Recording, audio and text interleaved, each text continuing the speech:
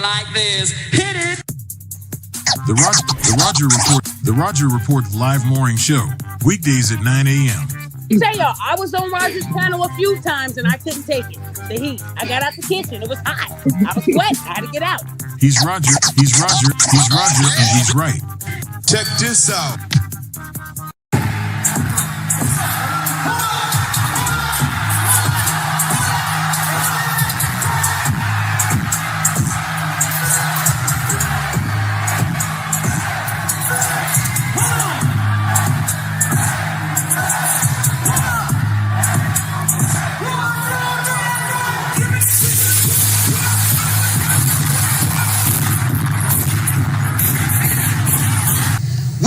Agreement by which we can live or die.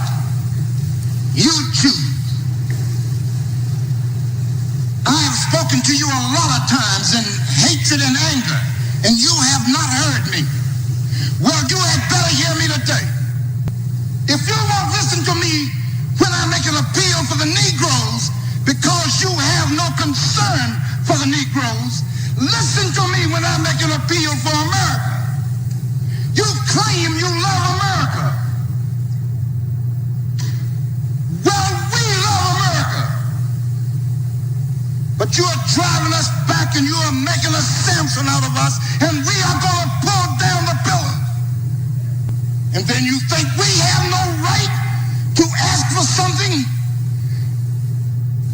Is it too much to ask you to grant us human dignity?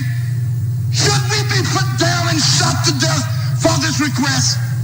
If so, you can aim your guns. What the hell do you think we care about dying if you're going to deny us the right to live?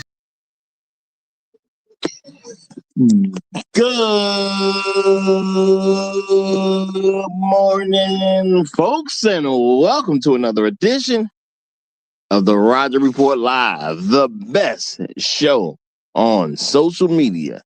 If you are new to the channel, go ahead and take a moment out to hit that like button, because this is where you're going to find the best content on social media, and you don't have to worry about it because you're going to have me right here to make sure that happens. And if you've already been going to the channel for a while, then go ahead and hit that like button, because you already know what time it is, and you know that this is where you're going to get the best content on social media. It's not a mystery to you at this point.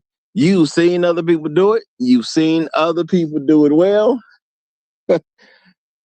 But you've seen no one do it quite the way I do it. So make sure you hit that like button. And everyone, yes, everyone, take a moment out to share the content, y'all. There are so many people who need to get great content like this. And it's just a small thing you can do to help the world be a better place. And isn't that what we want at the end of the day? Don't we want the world to be a better place? Of course we do. So share the content out. Share it through your social media. Share it through word of mouth, or even text someone's phone. But do what you got to do to help spread the word. All right, folks, today we are here with another interesting subject, because that's how we get down over here at the Roger Report Live. And I do see there was a slight mistake in the title, but it takes a whole village to raise a husband, y'all. It takes a whole village to raise a husband. That's what we're getting on today. It takes a whole village to raise the husband.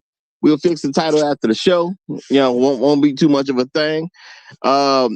And shout out to everybody who's here.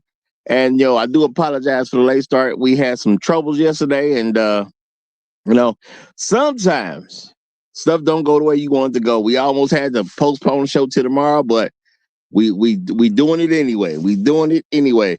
Now, first of all, shout out to all the people who give me views on a regular basis, because y'all are the fam, and I appreciate you big time. Appreciate you big time. Okay. Shout out to all the people who hit the like button. Y'all know that's important for the algorithm. So is everyone who hypes me up every chance they get. Plus the people who leave comments after the stream. Those are all good for the algorithm and helps grow the channel. So shout out to each and every one of y'all who does that. Appreciate that big time. Appreciate that big time. And shout out to the people who go above and beyond the call of duty. The people who become financial contributors over here at the Roger Report Live. Because I can't do things the same way without y'all. So shout out to each and every one of you. So shout out to my main man, J-Lock, He is the sponsor of today's stream. Shout out to you, my brother. Shout out to you, my brother. Appreciate you. And let me give a quick shout out to some of the first people to check in this morning, because it's always great that when you start a show that you got some people checking in, and, hey, cheering you on, hyping you up, letting you know it's time to get into that groove. So shout out to MJD the second. He is what we like to refer to around these parts as, because he's the first one up, the Highlander of today's stream. So shout out to MJD the second. Appreciate you, my brother. Appreciate you, my brother. You are the Highlander of today's stream. Glad to see you there. Glad to see you there. But shout out to my main man, Shark Sims. Hey man, I saw you thought you had it. You thought you had it. Hey, I'm glad you almost did. Glad you almost did. But shout out to you, my brother. Shout out to my main man, Floyd Thompson. What's going on? Yay. Glad to see you in the building. We got 7-9 Kaliakate. I'm pulled up already and got a seat at the Cool's table. Glad to see you, brother. Glad to see you. Trell Bentley is here representing like he always does. Hashtag long live the habitual line steppers. Hashtag Negroes in the wilderness. Hashtag dignity over vagina. Hashtag Hail Hydra. Shout out to you, my brother. Shout out to you. Afro Merchant is in the building. What's going on, my brother? What's going on? Great to see you. Great to see you. Ton of runners in the house. What's happening? What's happening? We got superstar Jay Quick in the building as well. Great to see you as well. Great to see you as well. And we got Music Man 1982 in the building. What's good, my brother? What's good? And there go Red Pill Sleeper said, what's going on, my brother? Glad to see you in the house. Glad to see you in the house. Y'all, we gonna get to this, y'all. We gonna get to this. This village husband, man. Okay? The village husband, y'all. Okay? Now, and shout out to Floyd. Hey, man, y'all, we was gonna do the review of Idiocracy yesterday, but some unfortunate things happened, so we couldn't even do that yesterday. So hopefully next week we'll do it. Hopefully next week we'll do it, because it should be a fire panel. I apologize. Stuff was going on and I couldn't get that to go. Y'all, but you know what? Life ain't perfect sometimes, and you run into stuff, so it just didn't work out. We'll try to get to it next week, though. We'll try to get to it next week. My apologies for all who were going to try to participate with me. But I explain that stuff somewhere off air. Let y'all know what happened. But everything's, for the most part, all good. All right? But let's get to this, y'all. The village husband. All right? Now, let's be realistic, y'all. As black men, we got to look at what we're doing sometimes and why things getting out of order here and there. We have different things that we do, different ways that we move. And obviously, all these things don't work in our favor. And we have this village husband concept that really, really, really doesn't work in our favor. All right? Now, shout out to Compassionate Counties. I'll put a link in the description. It kind of gives, I'll say the birthing of the idea of a village husband. That kind of explains a lot. And we do got Compassionate backstage. So now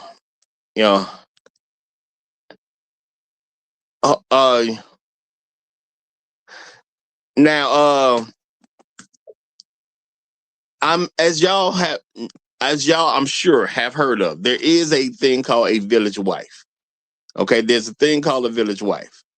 Okay, I'm pretty sure a lot of y'all have heard what a village wife, because this is an actual concept that people kind of know. But we're going to give an example of it. You know what I'm saying? Compassion Kai's got a couple things that he brought to the table. So we're going to see what he brought to the table as well. So, and if maybe you haven't heard of a village wife, I'm assuming most people who've heard my channel, you've heard of the concept of a village wife, but there could always be new people coming in, and we got to take care of the new people too. So Compassion brought something. I ain't even checked it out myself. Let's see what he got, though. Let's see what he got. Go ahead and play, as they say, that beautiful beam footage.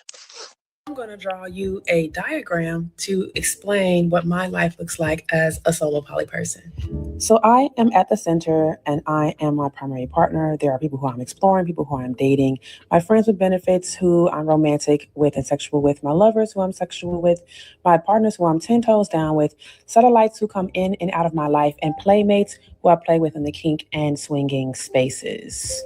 My life is filled with so many beautiful people who love me, care about me, and all of our relationships are slightly different, but the love is the same. And when it comes to my sexual partners, of course, I am protecting myself by getting tested regularly.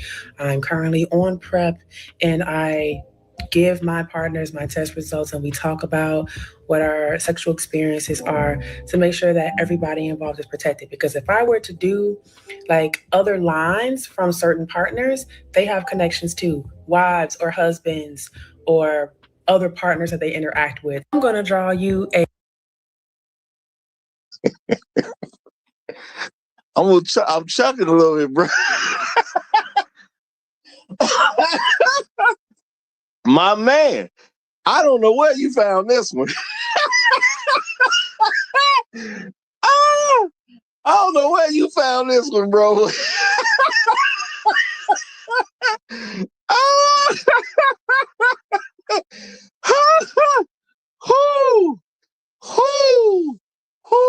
Comprehension is a mother, boy. I tell you, y'all. I tell you. Okay, she out there, y'all. You talk about the streets, boy. She Hey, now, before y'all laugh too much. Just because I'm laughing don't mean we laugh.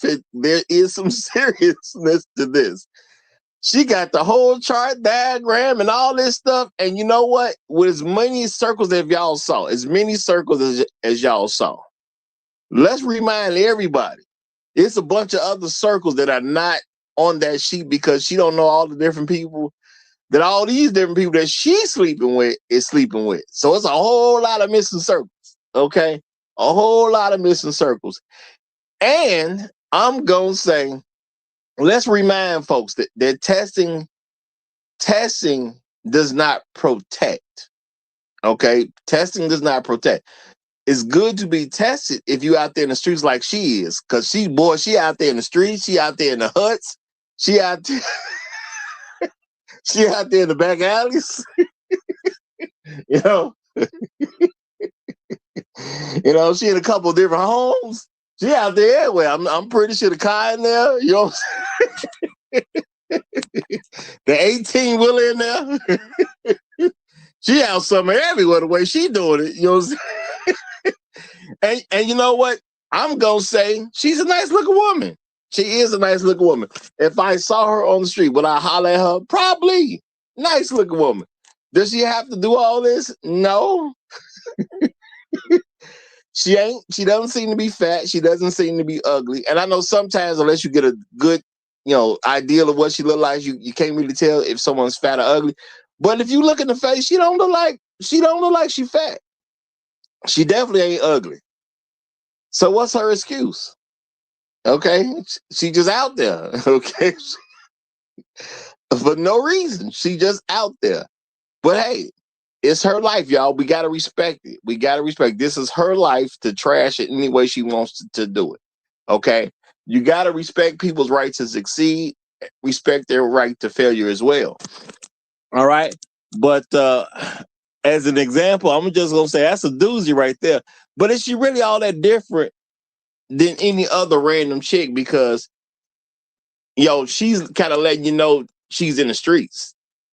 But we know women who will mess with a dude and then they don't tell the dude all the other dudes they messing with. So what's different? She just gotta, she'll give you a better picture of how many dudes she's messing with. But the women who don't tell you about all their other people, I mean, it's the same thing at the end of the day. Okay, it's the same thing. She just a little bit more honest than other people. So I got to give her some level of credit. She's just a little bit more honest. Okay. Now, when you think about it, y'all, a woman like that is going to have ideas. She's going to have ideas that she's going to want to give to children. Okay. And I'm gonna remind everybody again, remember, testing it does not protect you from anything. Testing is for you to know when you caught it so you won't necessarily go out there and give it to other people. It protects the other people from you. Testing is a good thing, but keep in mind, it protects the other people from you. Testing does not protect you. Testing just lets you know when you got it because somebody wasn't protected and gave something to you. You should test though, so you don't give it to other people. All right. But now I'm gonna say shout out to our very own Compassion Catalyst who put a little something together right here. Let's go ahead and let that footage roll. The reality is black men are village husbands. This is the mentality of a village. Like you said, why would you've been raised that they was independent and don't need man and can do what they want and blah, blah, blah. You were also raised that you are a village fucking husband, that even in spite of that, you should help raise the village's kids. Fuck what what women do. The village wife isn't regarded, it's the kids. And that's how we operate, which needs to be called out. We operate as village husbands, which is why we run up against the wall of like, we're beating dead horses with niggas because we're not talking to them from where they really are. Nigga, you're a village husband. You practice village husband culture. You believe in this matriarchal, save the children. Fuck it, you don't evaluate women, leverage and all that shit is not necessary in a village husband model. But these are village husband shit. Black men are village husbands. Black women are undoubtedly village wives. Black men you couldn't have village wives without village husbands. And that's what you couldn't have a godnocracy without black men. And well, I'm gonna say shout out to Compassion and Catalyst because this is something that definitely needs to be explored. Shout out to the MJD to say he said, Roger, how many baby deletions does she have? Hey, brother, I don't know. That was my first time seeing it, just like it was your first time seeing it. But doesn't matter because no matter how many she has, that doesn't protect anybody from who runs into her from anything that she may get. You know. Now I'm gonna say she does display the importance of why you need to have a woman being exclusively with you. Because when she messes with somebody, let's say she is clean, she messes with somebody, and she messes with somebody that's dirty. She could be a quote unquote clean person, but then she messes with somebody that's dirty. Okay, well maybe she don't mess with somebody that's dirty. Maybe she messes with somebody who seems clean, but then he messes with some chick that's dirty. So now that chick that's just really, really out there bad, she give it to him. Now he gives it to her. Boom. Now it could visit upon you. So at the end of the day, it doesn't really make a difference. You know, all we could do is guess and do our best. Now I'm gonna say the shame for her is, you know, I'm realistic. I'm gonna assume she don't have a father in her life. I'm just gonna assume she don't have a father in her life. Because if I was her father and I looked at my beautiful daughter and said, she nice looking, she in shape, she can draw all kinds of men to her, and this what she did with it, I would be disappointed as a father. Real talk. I would be very disappointed as a father. Now, the thing is, she probably does believe that she could get pregnant and all these different men who quote unquote mess with her, they'll probably all be willing to put something on it. And I'm not saying they wouldn't. And maybe right at the beginning, people think babies are cute. And we'll give baby stuff that we won't necessarily give kids who are a little bit older. You'll buy some baby some shoes. Oh, it's cute. It goes some baby Jordans. Okay. Now, if your kid happens to be 13 years old and they wearing a size 9.5, maybe I ain't buying your kid no Jordans because it ain't cute at that point. Not at that price point, it ain't cute then. Now the thing is, black women obviously don't like having their children raised by men. And they talk to us and they try to get us comfortable with everybody owing their child something. And this is something black men really need to pay real attention to.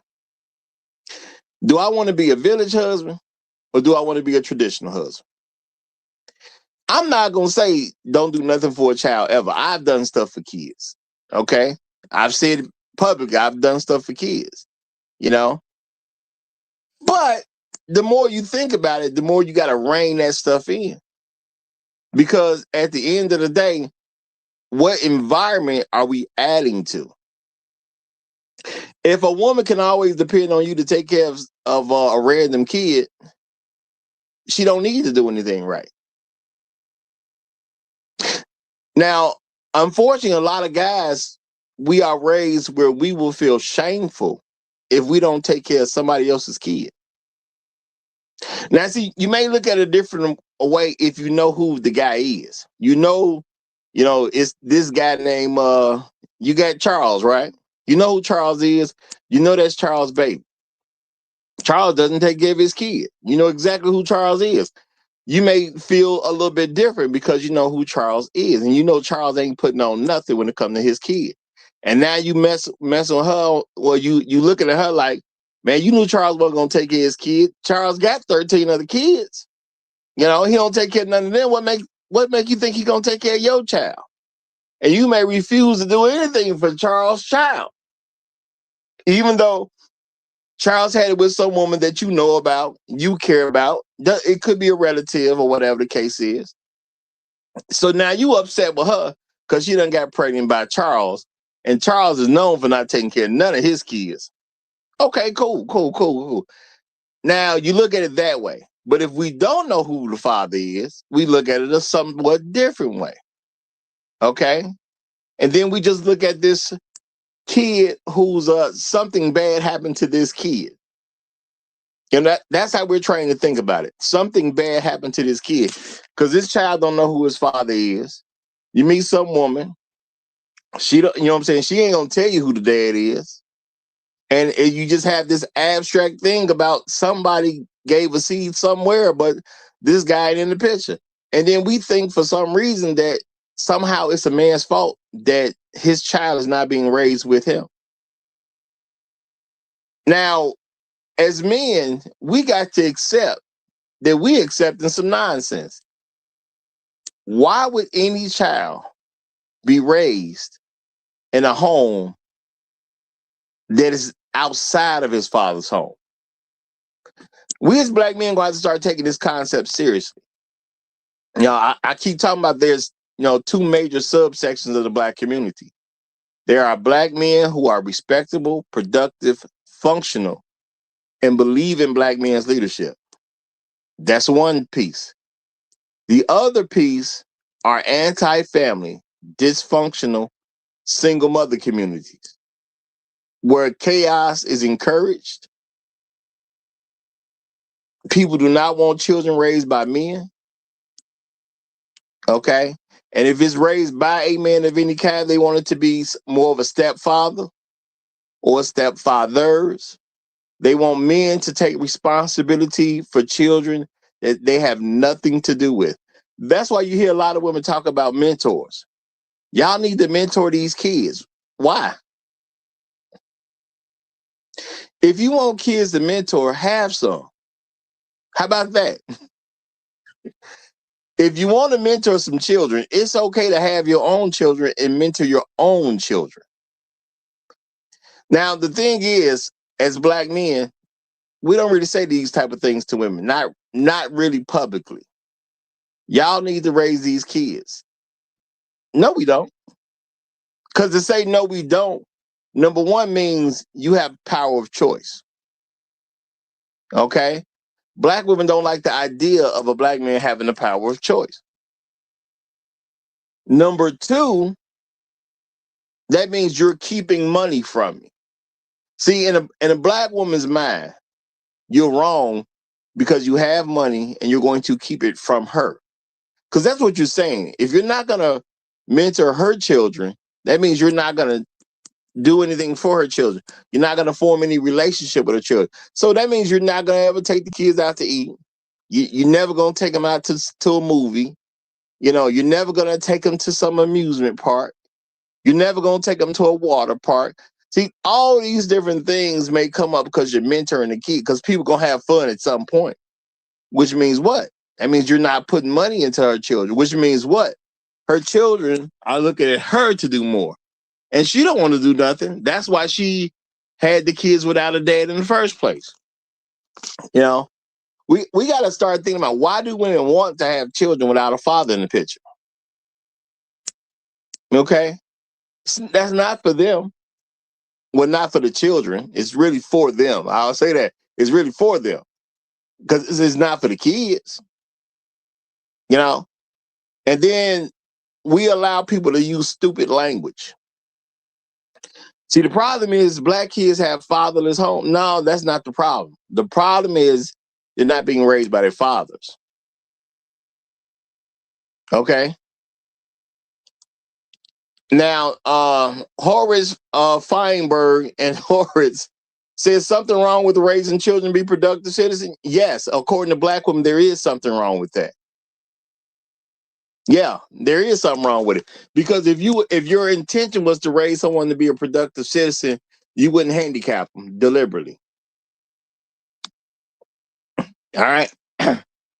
Now, Horace Feinberg and Horace, my first time seeing your name, so I'm pretty sure you meant that in a negative way.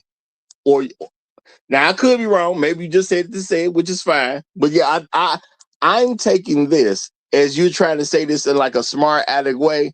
Something wrong with raising children to be productive? Yes, there is. Because if you were doing that, the first step to raising a child to be a productive citizen would be to have them raised by their father. That's the first thing you would do. Because see, the thing is, enough years have went by and enough information has been gathered to know that a father is a difference maker for a child. Children who are raised in homes with fathers will normally do better than children who are raised in homes without fathers. Okay? It's that simple at the end of the day. See, a lot of people, they say, well, you know, kids do better in two-parent homes. Okay, cool. Then they say, well, kids do better in homes when single-parent homes if it's a man. Okay, cool. All right. If it's a woman, the kids will sometimes struggle a little bit more. Now, it don't mean every single kid. You know, sometimes kids are going to overcome their single mothers. And that's fine. Salute to the children that do. But what is that data also saying? When you think about what the data is saying, it's saying children who are raised by their fathers have an advantage. See, if you say two-parent home, that means the father there. If you say single father homes, that means the father is there. So at the end of the day, if you want to raise a child where his father is not present, you are deliberately trying to make the child's life more difficult. That's what you're doing. Okay? That's what you're doing. You're deliberately trying to make the child's life more difficult. You don't have to do that. Now, it's bad enough that you got some fathers who die at work. You know, they doing work, they have an accident, they pass away. You got people killed in car crashes every day. That person could have some young children at home. You got fires that happen. That may take some father's life. See, there's enough stuff going on already in the world that a father maybe end up missing out of his children's life anyway. There's enough stuff going on. Okay? Enough stuff going on. All right? So why make it more difficult? Now, I'm going to say shout out to Mark Burnett. You funny to me. I'm going to just say that. You just hilarious to me. You say, you know, Rob, I usually don't agree with you and don't like you. This monologue is spot on. Can't disagree here. You're still mentally challenged, though. And the reason that's funny to me, Mark, is because you ain't figured it out yet. You ain't came around yet, and that's okay. I'm glad you keep coming, though. You'll get there one day. I'm glad you keep coming. Just keep on coming. You'll get there, bro. You'll get there.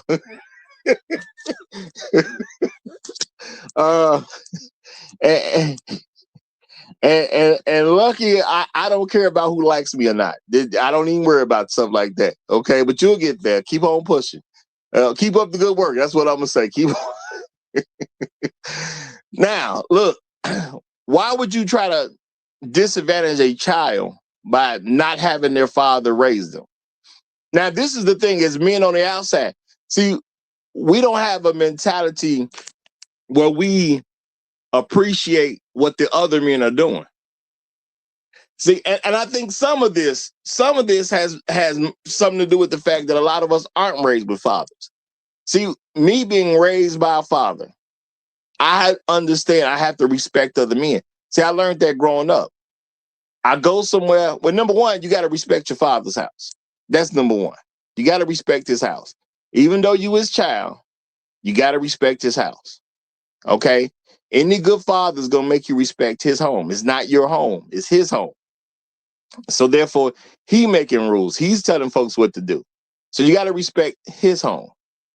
Okay? Now, let's think about it. Okay? Matter of fact, I'm going to say this real quick. Shout out to Mark Ben. He said, you work Uber. Trust me, your level upon levels beneath me. Okay. But you know what you did? You've come over here and listened to me tell you stuff that I learned from other people. Because you know what I was doing when I was doing Uber? I was talking to people, getting strangers' stories, which I have used on air. So, okay. And you know what? I got paid while I was doing it. So, okay. Whatever that makes you feel comfortable, man. Whatever makes you feel comfortable. I don't know why you think you're that important to me, but just keep on enjoying and keep on coming and keep enjoying the show, brother. That's all I can tell you. All right. So now when it comes down to it, y'all, we haven't been trained to respect other men, their barriers. Because when you grow up as a child, like I said, you got to respect your father's home. Your father is at some point going to let you know this is not your home. This is just where you happen to live right now. This is my home. Okay? That's why you got to do certain things that I tell you to do. That's why you got to live the way I tell you to live. And see, if your father is not antisocial and he wasn't raised in a single mother's home, he's going to have male friends. Okay?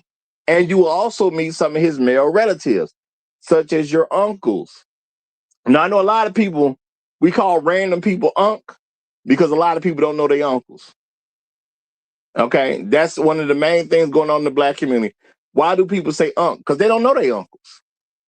You know? Your Uncle Robert, you don't know him. You know? Your Uncle Daniel, you don't know him. You know? It's not good. You know? And your Uncle Jeffrey, you don't know that dude. Why? Because those are all uncles on your father's side. Now people say, well, you know, you still got the uncles on your mama's side. Well, your mama ain't going to really put you around your uncles. See, this is something that's been going on for a long time that people ain't really paid attention to. Your mama don't really put you around your uncles. Because if she put you around your uncle might speak up and say something that throws off what she's trying to accomplish, which is for you to be submissive to women in just about every single level. Okay? Why? So you can be the quote unquote village husband. We need you to participate and making sure the woman is always first and making sure the woman is viewed in a way where she cannot do anything wrong. And you don't even see yourself as a man unless a random woman feels taken care of. And I'm putting emphasis on feels taken care of, not that she's taken care of. And I'm going to say something about that link in a minute, but the nameless protagonist is here and I don't like to make him wait. So I'm going to let him get on in and do what he needs to do. So Nameless, go ahead. You got the mic, my brother. How you doing? To the chat and the instructor on the panel. Os. Roger, I wanted to jump up and really respond to the first video you put up. And that really got me thinking when she made mention of this idea of having a lack of ambition, even though this man is literally providing for her and the household as would be expected of anybody. And the members that were on the panel on stage, they looked at that and they really had to take a second guess or a look at themselves and the circumstance in aggregate and ask what's going on and why. And I understand why you use that as a prelude, or I'm going to assume, I'm making an assumption here, why you use that as a prelude into describing this idea of the village and then the village husband. And lately, the last 6 months, I've been paying attention to what they've been saying in the universities at the ground level. There's what the instructors talk about. Then there's what's actually being talked about across social media. And what I'll tell you is across platforms like TikTok and YouTube, there's a kind of secondary education that's taking place right now. And there's certain ideas that are floating around that historically used to be considered pretty extreme. When I tell you terms like anarchy are starting to float around in the same sentence as feminism, it's speaking to a paradigm shift. So when I take a step back and look at what these things are doing, I'm beginning to recognize a particular pattern, and try to rock with me on this for a minute. Instead of the village model I see being pushed, this looks much more like a zoo model. And I'll qualify that. When you listen to what they are describing and asking for, they're talking about having a situation where the women are in charge and the men are voluntarily taking a step back so that they can perform the roles, or rather reap the benefits of maintaining a society without actually having to pay for its maintenance. It can only function in a high resource environment like an empire in its mid to later stages. You can only do these things when the first floor and the second floor of Maslow's hierarchy of needs is taken care of so thoroughly and so completely that you're not involved in its maintenance. You're merely participating. And what I take a look at is how this reminds me of cultures and societies or entities that have high resource. They're in environments that's high resource within captivity. And I had to ask myself, because I know the next logical question is, okay, well, we're not in captivity, we're not in cages, etc. And it takes you right back to Dr. John Calhoun's work with the Mouse Utopia experiment. But something interesting happens when you introduce concepts that the neurology in your brain, your autonomic nervous system, can't differentiate the digital world from the physical world when it comes to the release of chemicals and hormones that are responsible for the outcomes that were observed in the Mouse Utopia experiment. You've got emergent psychological studies that come out, such as parasocial relationships, the birth of all of these different situations where marketing can take vectors to influence people, or people having physical experiences from something virtual and knowing that these things impact women differently than men as far as its lasting impact. So you can socially calibrate and program people from a distance and elicit these autonomic responses as if you were close in. Things like the Dunbar effect get triggered, the Dunbar number, et cetera, et cetera. My point goes back to, due to the advent of high-speed internet, cell phone, and accessibility and constant bombardment of messages, it emulates the closed high-resource captivity stages that were observed in the Mouse Utopia experiment. And a lot of these behaviors emerge the exact same way, meaning you don't have to be in a cage if you're constantly being hit with digital information. It's as if you are crowded. And these behaviors start to manifest that you find in a zoo. And the key thing is, everyone would say that because a lion or a tiger in the wild is an alpha, in that zoo, he's just a lion. And what's important about that is that creates a power vacuum. There's no lion in a zoo that's out hunting its own food. They don't put live animals for those animals to go hunt. The zookeeper does it. In the exact same way, hyper advanced cultures and societies in the industrial first world, the state provides all you need for the infrastructure from the first and the second level. So I'm gonna tie it back to that first video. when she's complaining, what she's complaining about are third and fourth floor issues. If you are somebody who's a blue collar worker making 60K baseline, if you make more than 60K, it's because you're putting in overtime or you're getting into a position that's emotionally, physically, and intellectually more laborious, to where when you get home, everything you've got left over has to go into that safety piece in the second floor, which is largely already done, usually by virtue of your training and your prep and the way you look. So by the time we start getting into that third floor of emotional engagement, sense of belonging, and you've got this chick who is not doing a blue collar job, but making a 80, 90K, 100K. Her whole mentality is the same way their power the way they would in nature, and begin to adopt a kind of cooperative mentality so they can get access and cooperation with them. And it's back to Brifelt's law. What I'm saying is there's no such thing as the village model as they're describing it in an industrial first world, because the state handles all of the maintenance. And as a result, what you're really talking about is an advanced zoo model.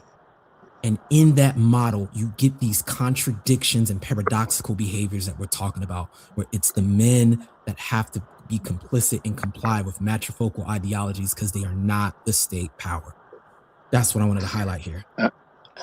Well, appreciate you, brother. Appreciate you. Y'all keep in mind, if someone comes up and it's just me and them, y'all can take long opening statements as Nameless just did. I don't know if Nameless knew it, but we got 3 other guys who came up, so I'm gonna have to get everybody else to do the 2-minute rule. And Compassion and Catalyst, I put a clip in at the last moment right before we started the show. I know you probably didn't see it before we started, but can you get that clip and play it? That's the one he was just referring to, because it's a lot of problems in that clip. A lot of problems. And y'all, I just found it right before we started the show. Like, sometimes God just give you stuff. That's what I'm gonna say.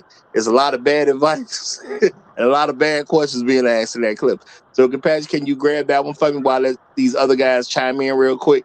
So we got 3 new guys. I'm gonna let the cat likes to swing and get right on in. Go ahead, my brother. But y'all kind of keep it to 2 minutes because we got multiple people now, please. Sure, no problem. I'm going to take 30 seconds from each of the other brothers for privilege, though. So first, I want to say shout out to Mark. You know, that HIV test came back positive.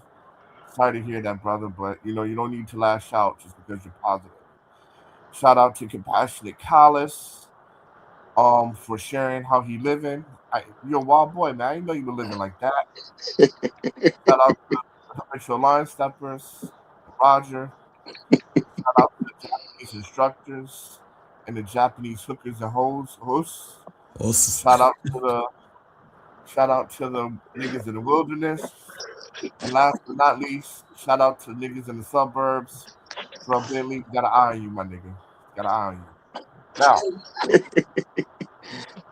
you. Now, listen, I've been studying biology for a bit recently as just a hobby.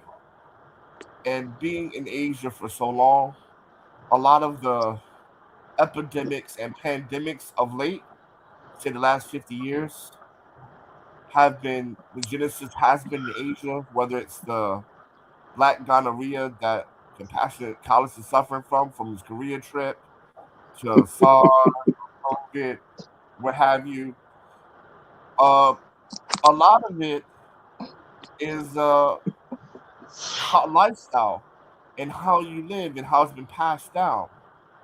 So when we're looking at the village wife and the village husband and all this and that, what we're really talking about, folks, is swinging. And I'm going to say the quiet part out loud. They like swinging. They 10 babies to be born for your freedom, for emancipation. And it wasn't the same dude giving it to them, all 10 babies. Right? It was random dudes in and out for at least a century. So first, once you build up a tolerance for that, you're gonna start desiring that. And so at the end of the day, on the biological level, if your origin comes from swinging, you're going to keep practicing swinging, and you're going to come up with all this type of colorful language to make to allow the world to accept your kink, right? Just like that woman said, she's on prep H, whatever. So she's taking it raw because she's on prep H. So not only is she getting tested, that prep H lets me know she's taking it raw in the mouth, in the birth hole, and in the butt. So, and hey, man, I ain't mad at it. I am not mad at it because I would still do a bump of cocaine off that ass because she's cute. But that's neither here nor there. But at the end of the day, gentlemen, don't be fooled by the jargon. These women like swinging, and they're going to create a reality so that their sexual kinks can become acceptable socially. And that's all we're experiencing right now is women trying to normalize their sexual kinks. I'm gonna pass the mic on that. I appreciate you, brother. Appreciate you. The Great Black Reset is here. You got the mic, my brother. Good morning, gentlemen. Good morning. The aforementioned video that Nameless was talking about. That's the one where the lady was talking about her husband pays all the bills and Matter of fact, let's do this, because y'all you gonna want to keep play it? referring to it. Let me just go ahead and play that one real quick. Yeah, go ahead and play it. Can we let's play this one, then we'll get back into the opening statement.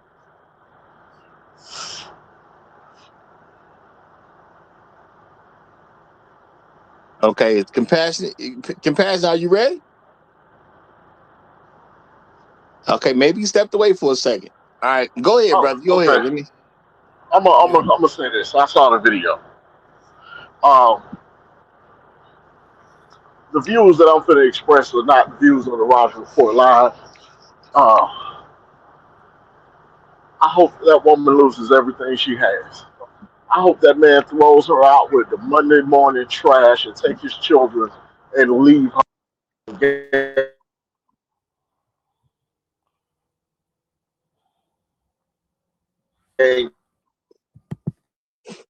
Yo, did they get him? You cut out for about 7 seconds, brother. I will repeat. Oh no, they knocked him off. They knocked him off. Okay. Him, yeah, they knocked him off. They said, what? Oh, he said, what? Get him. Well, while we waiting on him, Step Pop Sims, why don't you go ahead? Well, matter of fact, he coming back right now. He coming back right now. Brother, about the last 7 seconds, we didn't even get from you. Why don't you, go about 7 seconds back and then say that again? Once you take the safety off, they got you, bro. Yeah. No. A call came in. I forgot to block the calls. So I hope that man throws that woman out with the Monday morning trash, takes his children, gains custody of his children, because from her mouth, he's taking care of everything and taking care of the children. And then she bragged about the fact that she makes more money than him and she doesn't even contribute to the household. That whore ain't worth nothing. And every woman that behaves like that, thinks like that, and co-signs with that, I hope they lose everything they have. I hope she loses her job and hits the streets. I hope she's cursed with poverty until she repents. I'm sick of these hoes. I'm sick of these hoes that talk like that and have the audacity to get on a live broadcast and say that so the world can see it. I hope that brother sees it, and I hope that brother has the courage to throw that harlot out into the street and never look back. He deserves, I don't even know this man. He deserves better than that.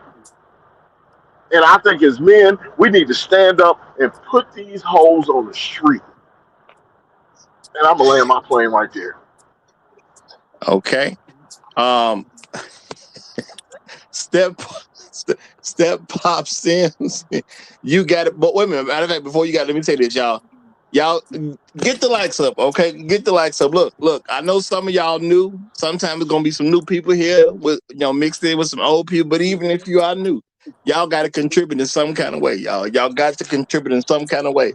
So that means we need the likes up, y'all. The likes ain't got to be perfect, but 70, 75, 80%. If you can't hit the like button, I mean, what's up? If you can't hit the like button, because number one, I know the content good. You didn't stumble across the best show on social media, so you might as well hit the like button, and that's just real talk.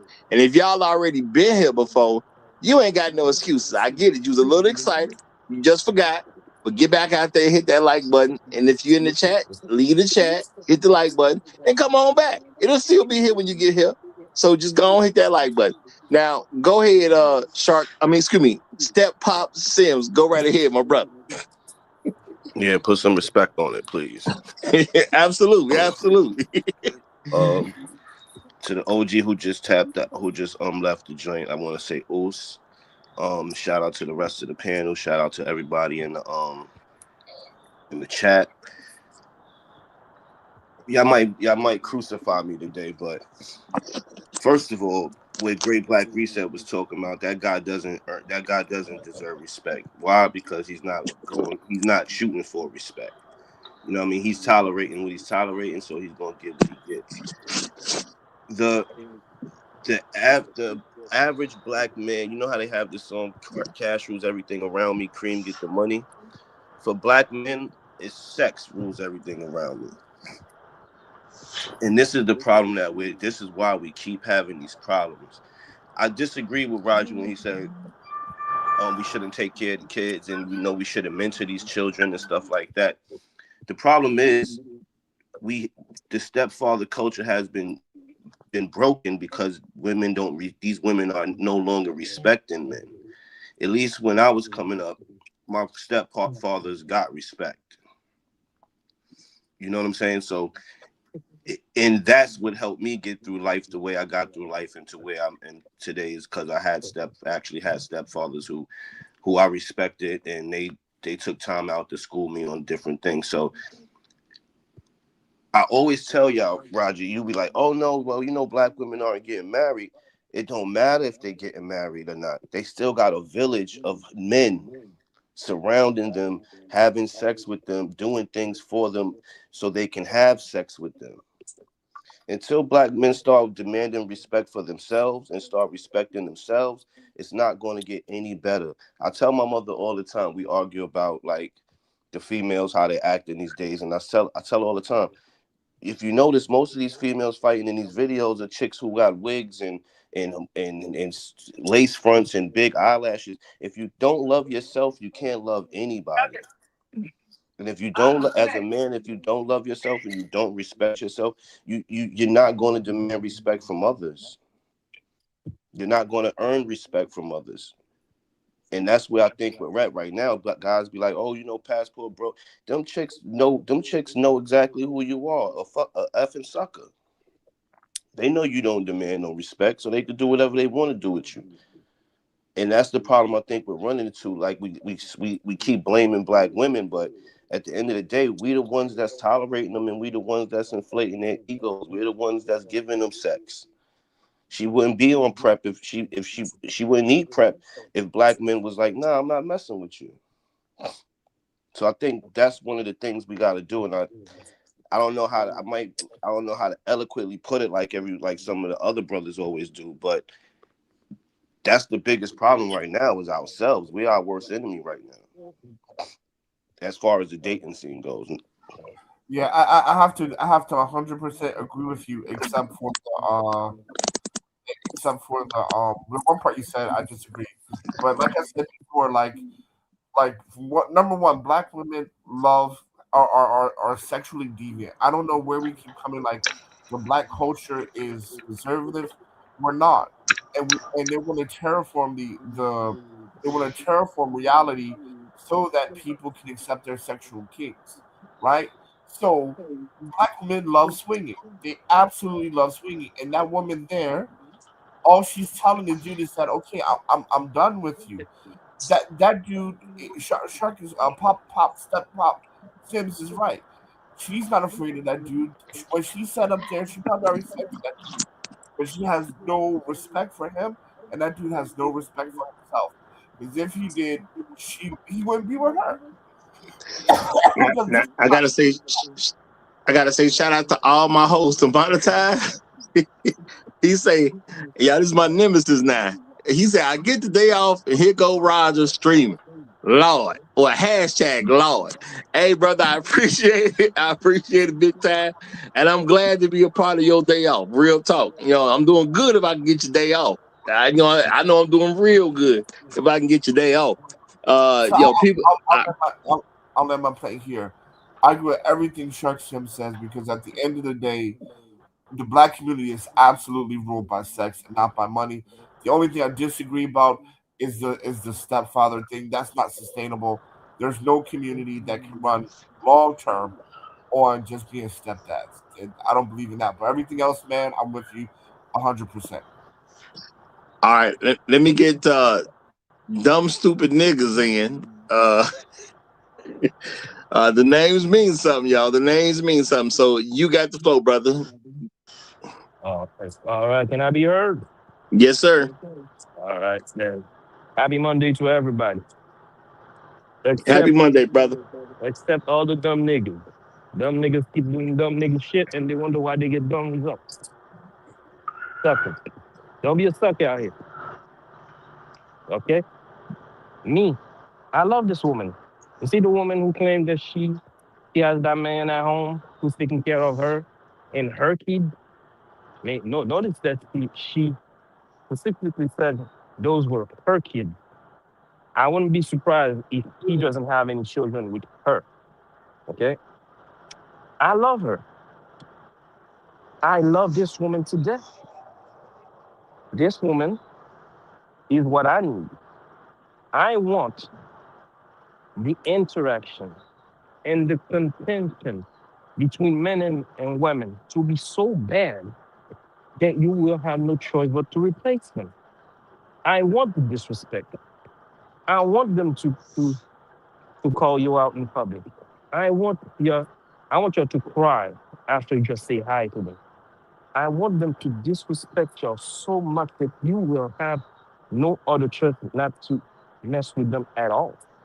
Replace them altogether, whether with a new generation of women or with technology. Okay? I love her. I love her. I don't see why you're cursing her out like that. He likes it too. Okay? This type of disrespectful woman, she will disrespect you from the jump. And if he stays with her, that's because he likes it. Y'all gotta understand, some men just love to be the power bottom of a woman. And he is at the bottom with his bottom feeder and he's enjoying himself, taking care of other men's nuts. And I'm not playing here. Man, I hope she find poverty and wear it like a coat and can't take it off.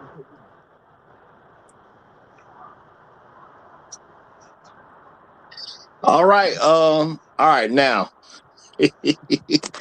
I'm gonna say this. I'm gonna say this, y'all. Look. All right. Compassion said he ready.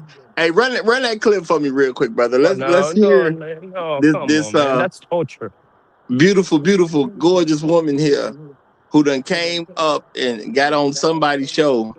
So everybody can know that's his girl that know him personally who Come asked on, this bro. question. And shout out to all the people who gave the what I'm gonna say.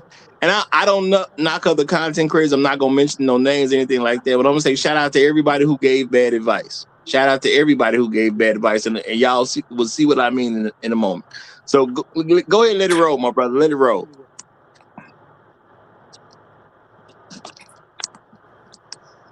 To take care of you, the kids, and the household, but has no ambition worse than with. When you say take care of, what do you mean? He pays all the bills. He takes.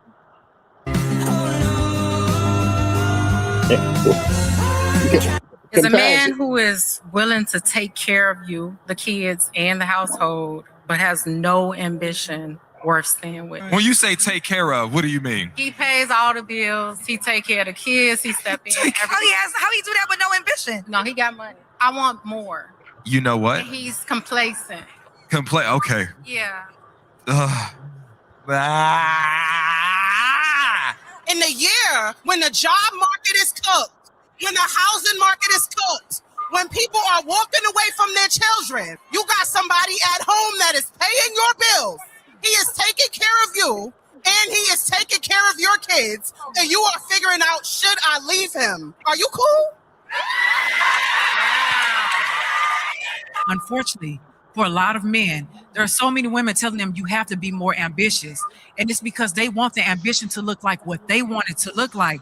But his ambition is waking up every day and going to work, waking up every day and showing up for my children, showing up for my home. Like, that's just as ambitious. You know how ambitious you have to be when you are going through depression. Your girl is telling you you need to do more, and then you don't feel like you're good enough, but she don't know the mental and emotional and spiritual battles that you have and how you still trying to show up for your home. That's ambition, baby. Take a moment, read, I think it's 1 Timothy 5:8. Because what it talks about is a man who neglects his home is the same as a man who denies his faith. This man is taking care of his home. There is faith and grace in that. He is being provisional. He's still leading. So we have to acknowledge that, because if not, you're going to lose that. Like, that's a gem, baby. I make my own money. I make Okay. more than him. Ooh. Right? And you said he pays all the bills? Yeah. And you make more money? Yeah. You mentioned that you make more money than him, and I want you to know that was not done by mistake. That was a systemic thing that was put into place so that the black woman can be elevated to start looking at they men like they're not doing enough. Oh. It is very intentional, the fact that you make more money, and even though your man is showing up for you, you start looking at him for like, why can't you do more? The fact that this man is covering the bills, even though he knows you make more, let me tell you what he's doing. This man is willing to maybe put things on pause so that you can elevate. Think about it. What you make becomes almost just yours. What you choose to do, you have the freedom to pivot and pivot and pivot. Try this, go to school, because this man is saying, I'm going to sacrifice and take care of the foundational things so that you can have a choice whether or not you want to work or not. And so when you saying that man lacked ambition, I just think it's ambition in a direction you can't recognize. All right. Now, this is the thing. Roger, you played that because you want me to crash out. It got to be. That whole panel need to be put in front of a firing squad. All they did was give advice to her to further take advantage of this man.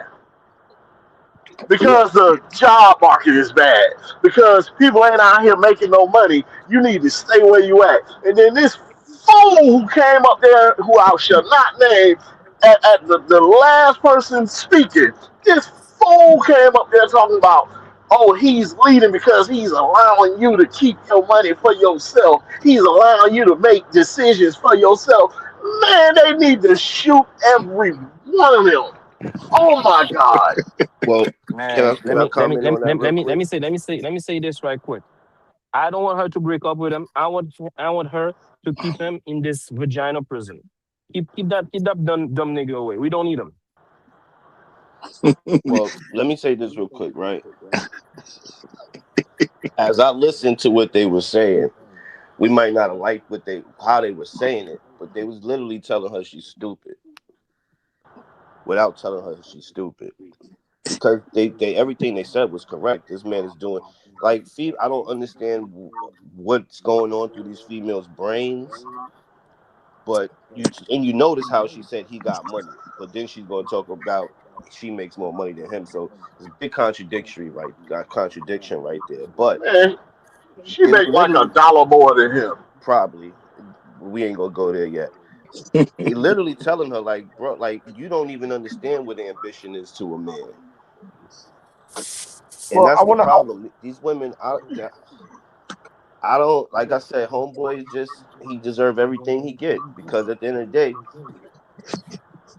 you working hard, you keeping the house over a house and cable on to somebody's house for them and all of this, and that's not ambition. Like what more does she want him to do? So A lot more. I wanna say something because I know a lot of people on that panel profess to be Christian, And and the not. vow Oh, says, really? Yes. yeah, the vows say for better or worse, richer or poor. But when you look at the advice, it's all transactional. He has enough money for you to quote unquote behave. He has enough, and the economy is going to look bad in the next year or so. So you need to quote unquote use him as an ATM for a state. But what the scripture says, whether you up or down, whether you got the bag or whether you lost the bag, you don't have the bag at all. Rich or poor, sickness and health. So the right thing to do was tell that woman to divorce that man, or tell that man who, if he was listening, to divorce her. Because at the end of the day, it says for better or worse, and she is not even willing to go through the better with him. Take her, That man, that man, take her that on a man, carnival cruise and toss her butt I'm gonna, over the ship. I'm man, gonna that let, man, I'm that gonna let man, my that play man here. deserves Hold on, everything wait. he's getting. I'm going to Okay? let my wait. I'm going to let my play here. So at the end of the day, this is what I'm talking about. The whole culture is just transactional. We just talking whole shit, pimp shit. That's it. And black women love to swing, right? Black women love to swing, right? She will never, ever, ever settle for just one salami in her mouth. Never, ever. I'll pass it. Man, he's I'm gonna getting read everything that he deserves. it. Okay, guys, don't worry about him. If he's dumb enough to take care of another man's nut, she should never respect him. She should drag him through the mud every single day at every opportunity that she gets. Embarrass him. No, I get where you're coming from, but I'm gonna say that's not healthy. I want to help him. Why That's would I? not healthy. That's Why, not why, healthy. why, why would I want? Why would I No, want to help a dumb, no. stupid nigga? No, No, I ain't I'm trying to just, help him. bro. I'm just trying to crack the joke. I ain't trying to crack the joke. But let me read this. And Black Who done came up, and I'm gonna hit something. I'm gonna hit some stuff in there because and yeah, I saw this right before we got the show started. So it's like, what I'm saying, maybe God wanted me to see that and included it. I don't know, but it was like right before the show started, I saw this nonsense. But I'm gonna have some thoughts about it in a minute. But shout out to Mr. Hold on. I'm gonna read the super chat and I'm gonna let Black Hoover get in. Okay, he just came up. Shout out to Mr. Tolbert. He says, it can't be bargained with. It can't be reasoned with. It doesn't feel petty or remorse or fear. And it absolutely will not stop ever until you're dead. And I think that is a perfect statement for what we got going on, especially with that particular woman. I think that his whole 100%. But I'm gonna stop right now because Black Uru came up. Black Uru, you got the flow, my brother. Oh, hold on, Black. Before you go, my bad. Shout out to No Placeholder. He says, if you act like a fan, you will be treated as such. Hey, I think that holds a lot of weight too now. That holds a lot of weight. Appreciate you, No Placeholder. All right, go ahead, Black Guru. You talk some sense into him, call for the Yeah, crash out. thanks for having me, Roger. I hope you and the fellows on the panel, folks in the public chat, are doing well. I think I agree with dumb, stupid niggas about the first. I look. It's obvious that woman hates that man. Understand, she does not dislike that man. She hates that man. She probably never did like that man. She probably never did like that man. Probably what happened is he came in paying bills and taking care of some other man's children. So she initially probably felt indebted to him. But I guess if what she's saying is true, that she supposedly now makes or has more money than him or makes more money than him, she basically was able to elevate off of him in spite of her hatred of that man. And so now she's basically sort of publicly excoriating him. So I mean, I think I agree that he's kind of getting what he deserves to get. He deserves to be publicly demeaned for doing what he's doing. And more of that should happen to other brothers who similarly assume such a foolish and demeaning position with these women. Now, I totally agree the way the people on the panel handled that was just disgraceful. And well, I mean, but that's to be expected of that particular outfit from what I've seen of it. It's just sort of to be expected. But yeah, in a way, as despicable as I find her to be, and I would agree with Reese said, and I wish plagues and locusts upon her future. Um, I do like the fact that she is so boldly highlighting how stupid it is to do what that man is doing or has done for her, and hopefully it served as a warning post against other men who are currently in that position or inclined to get in a similarly demeaning position. The woman on the other video, um, I'm a little bit afraid of her, I think, because I think she's a sorceress.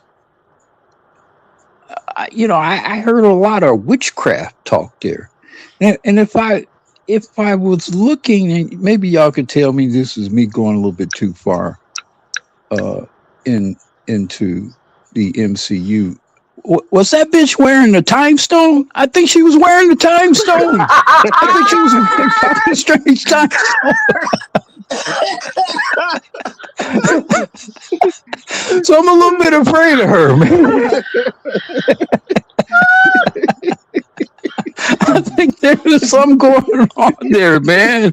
I think there's some witchcraft going on there, man. I'm just, but seriously, I just think, as I said before, a lot of them are into witchcraft and all that. What she was doing was she was basically sort of giving cover to this sort of, it's not even just polygamous, although obviously that's what it is. It's just this whole sort of lazy flair, sort of no rules, no connections, or no not being held down or bound to anything. Although to be fair, I'm almost certain that woman is dealing with white men. I'm not saying exclusively white men. Well, put it this way: if she's doing all of what she described there, she's not just doing that with black men. She's basically open for business for everybody if she's doing all of what she described. And if you've been around, so to speak, especially in your major cities and that kind of stuff, you got black women like that. I've personally known black women like that, where they're this whole sort of earthy kind of laissez-faire living. They got the emeralds, they got the tarot cards, they got all that kind of shit happening. And if they're, especially if they're decent enough looking, they could have all kinds of wild and exciting relationships going on with different groups of men who find the attractive black woman to be exotic and exciting looking, and to get to have sex with the black witch, so to speak. So that's kind of how I view that last woman. But like I said, I think that bitch was wearing a time stone. So y'all might want to be careful with her. I think you might be right, because in order to have sex with as many people as she had sex with, to me, she might just be wearing a time stone. It makes a lot of sense to me. Okay, and that's real talk. That makes a whole lot of sense to me. Let me slide this one right quick. Many of you BBC slingers, y'all out here having sex with straight demons, and y'all don't know. Y'all are sharing your masculine force and energy with a bunch of demons by having sex with them. You have sex with a certain type of women, gonna cause a lot of turmoil in your life, and it's gonna happen quick. I'm saying this. Yeah. Y'all gonna think I'm joking. I'm not joking. I'm emperor, and I'm not dumb. Thank you. Now, All right. can I say something real quick? Now, hold on. Everybody stop. I got to apologize. Elder Blood, I was about to read your statement, man. I just accidentally blocked you. My apologies. He had a super chat I was about to read. I didn't mess around and hit the wrong button. I blocked you, Elder Blood. My apologies, brother. I'm gonna have to I think I put your super chat up for a second, so I'm gonna try to go back in the stream and see if I can find it and see it real quick. But I'm gonna have to unblock you. I'll try to do it later on tonight. You know what I'm saying? I ain't gonna do it during the show because I gotta go through some trouble to find it to unblock it. But I'll try to get you unblocked later on tonight at some point. My apologies 100%. Now I do want to say real talk, the women that we see here, I mean, they crazy to a certain degree. They crazy to a certain degree. Well, ain't no way in the world they living like this. But I am gonna say, as men, y'all, we don't really know what's going on. They just do what they do. We don't know where they at with it. It's gonna be what it's gonna be. And there's no way for us to even know all this stuff is happening. You have to start dealing with a woman to know she into the stuff, as you said, according to what these women are showing. You're not gonna know that offhand. Neither one of them look like anything. They look like regular black women. Real talk. Okay, that's what they look like. Regular black women. Now the thing is, the guy who's highlighted in this clip. See, now because they made a clip out of this, I'm pretty sure it'll get back to him. Cause somebody who know him gonna see it. Okay, somebody who know him gonna see it.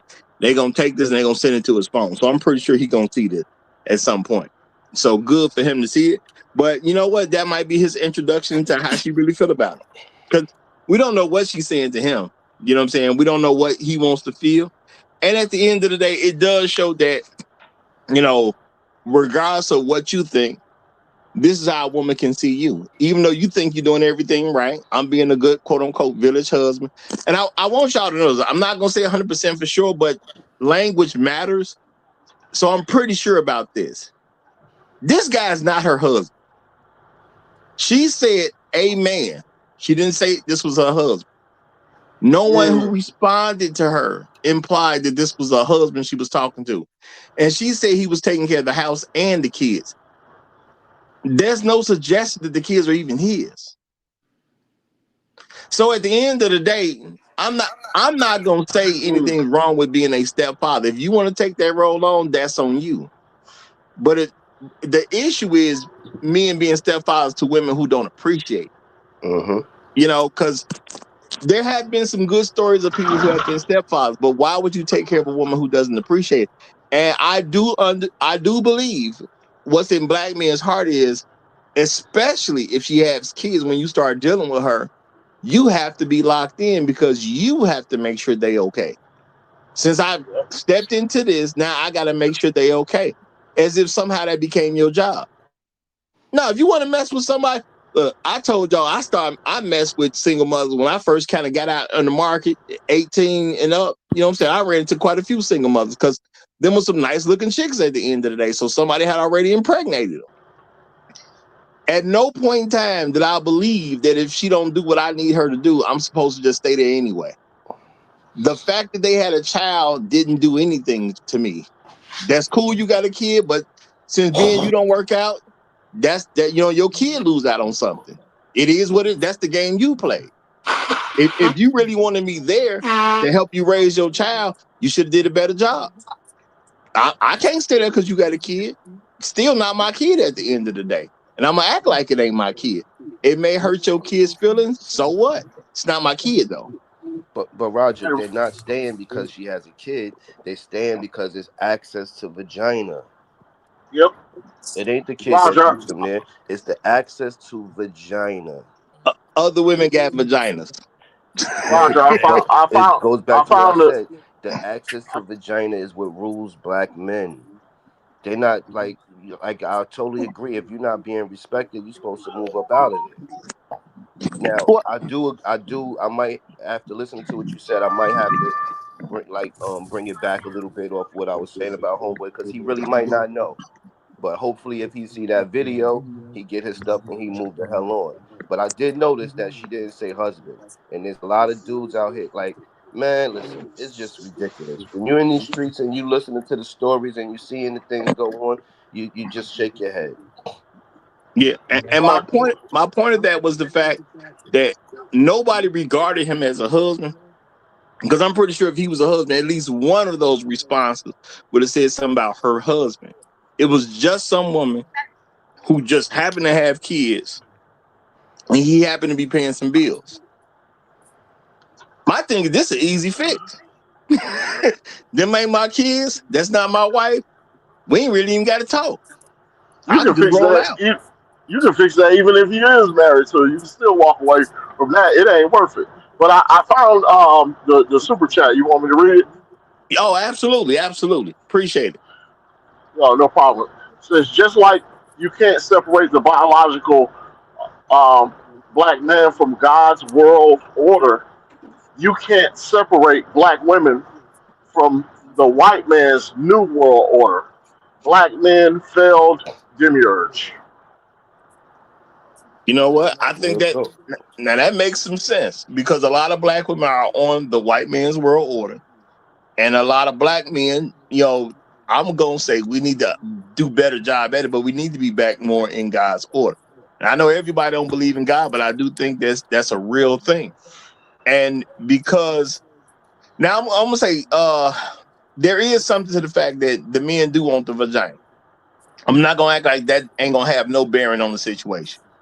And I do think probably a lot of men do stick around because we're so worried about where we're gonna get the next piece of vagina from that we hold on to the old piece a little too long. I think that's a very real concept. So I don't want to brush that off at all. You know, and I think this plus all the different teachings that we get, we are going to be shaped more in the ideal of being a village husband.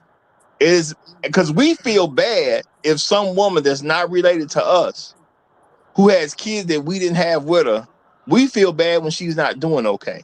And I'm saying that as collectively as black men, we feel bad that she's not doing okay. Now, I'm going to say as a man who's known his father his whole life, because I think that has a lot to do with it, I'm still trying to figure out why people feel bad. She's in this world where women can be quote unquote free. Now I'm gonna tell you how that I interpret this. When you're a woman who grew up in these free lands, because we hear our women talk about other people in other countries and they don't have quote unquote freedom. So you can mess with any type of man you want. You may not get the exact guy you want. It's only one Denzel Washington. It's only one Michael B. Jordan. Cool. I get it. You can't get the exact man you want, but every woman can get the type of man she wants. So if you go after the type of man that you don't want to be with, and then you have a baby by that man, and then you in the relationship because you don't want to be with that type of man, to me it says the fact that you're a single mother was a very deliberate action. Define type, Roger. Define type. I'm saying whatever she sees as a type, as far as like, well, I gotta have a man who's hardworking. I gotta have a man who's whatever height tall. I gotta have a man who drives this type of thing. I gotta have a man with this certain characteristic. Whatever that woman defines as her type, she can find that amongst millions and millions of men. So the fact that you can get the type of man you want, whatever you do with that type of man, I figured that's what she wanted to do. I don't believe in women having babies with a man So she didn't want to you have a think baby with. so you think every woman can get the type of man she wants? Yeah, I disagree with that. I disagree with No. that statement. I think they don't know what they want. Well, no, I mean, I but think beyond beyond what they want. I mean, there is a such thing as qualifying for something that you want.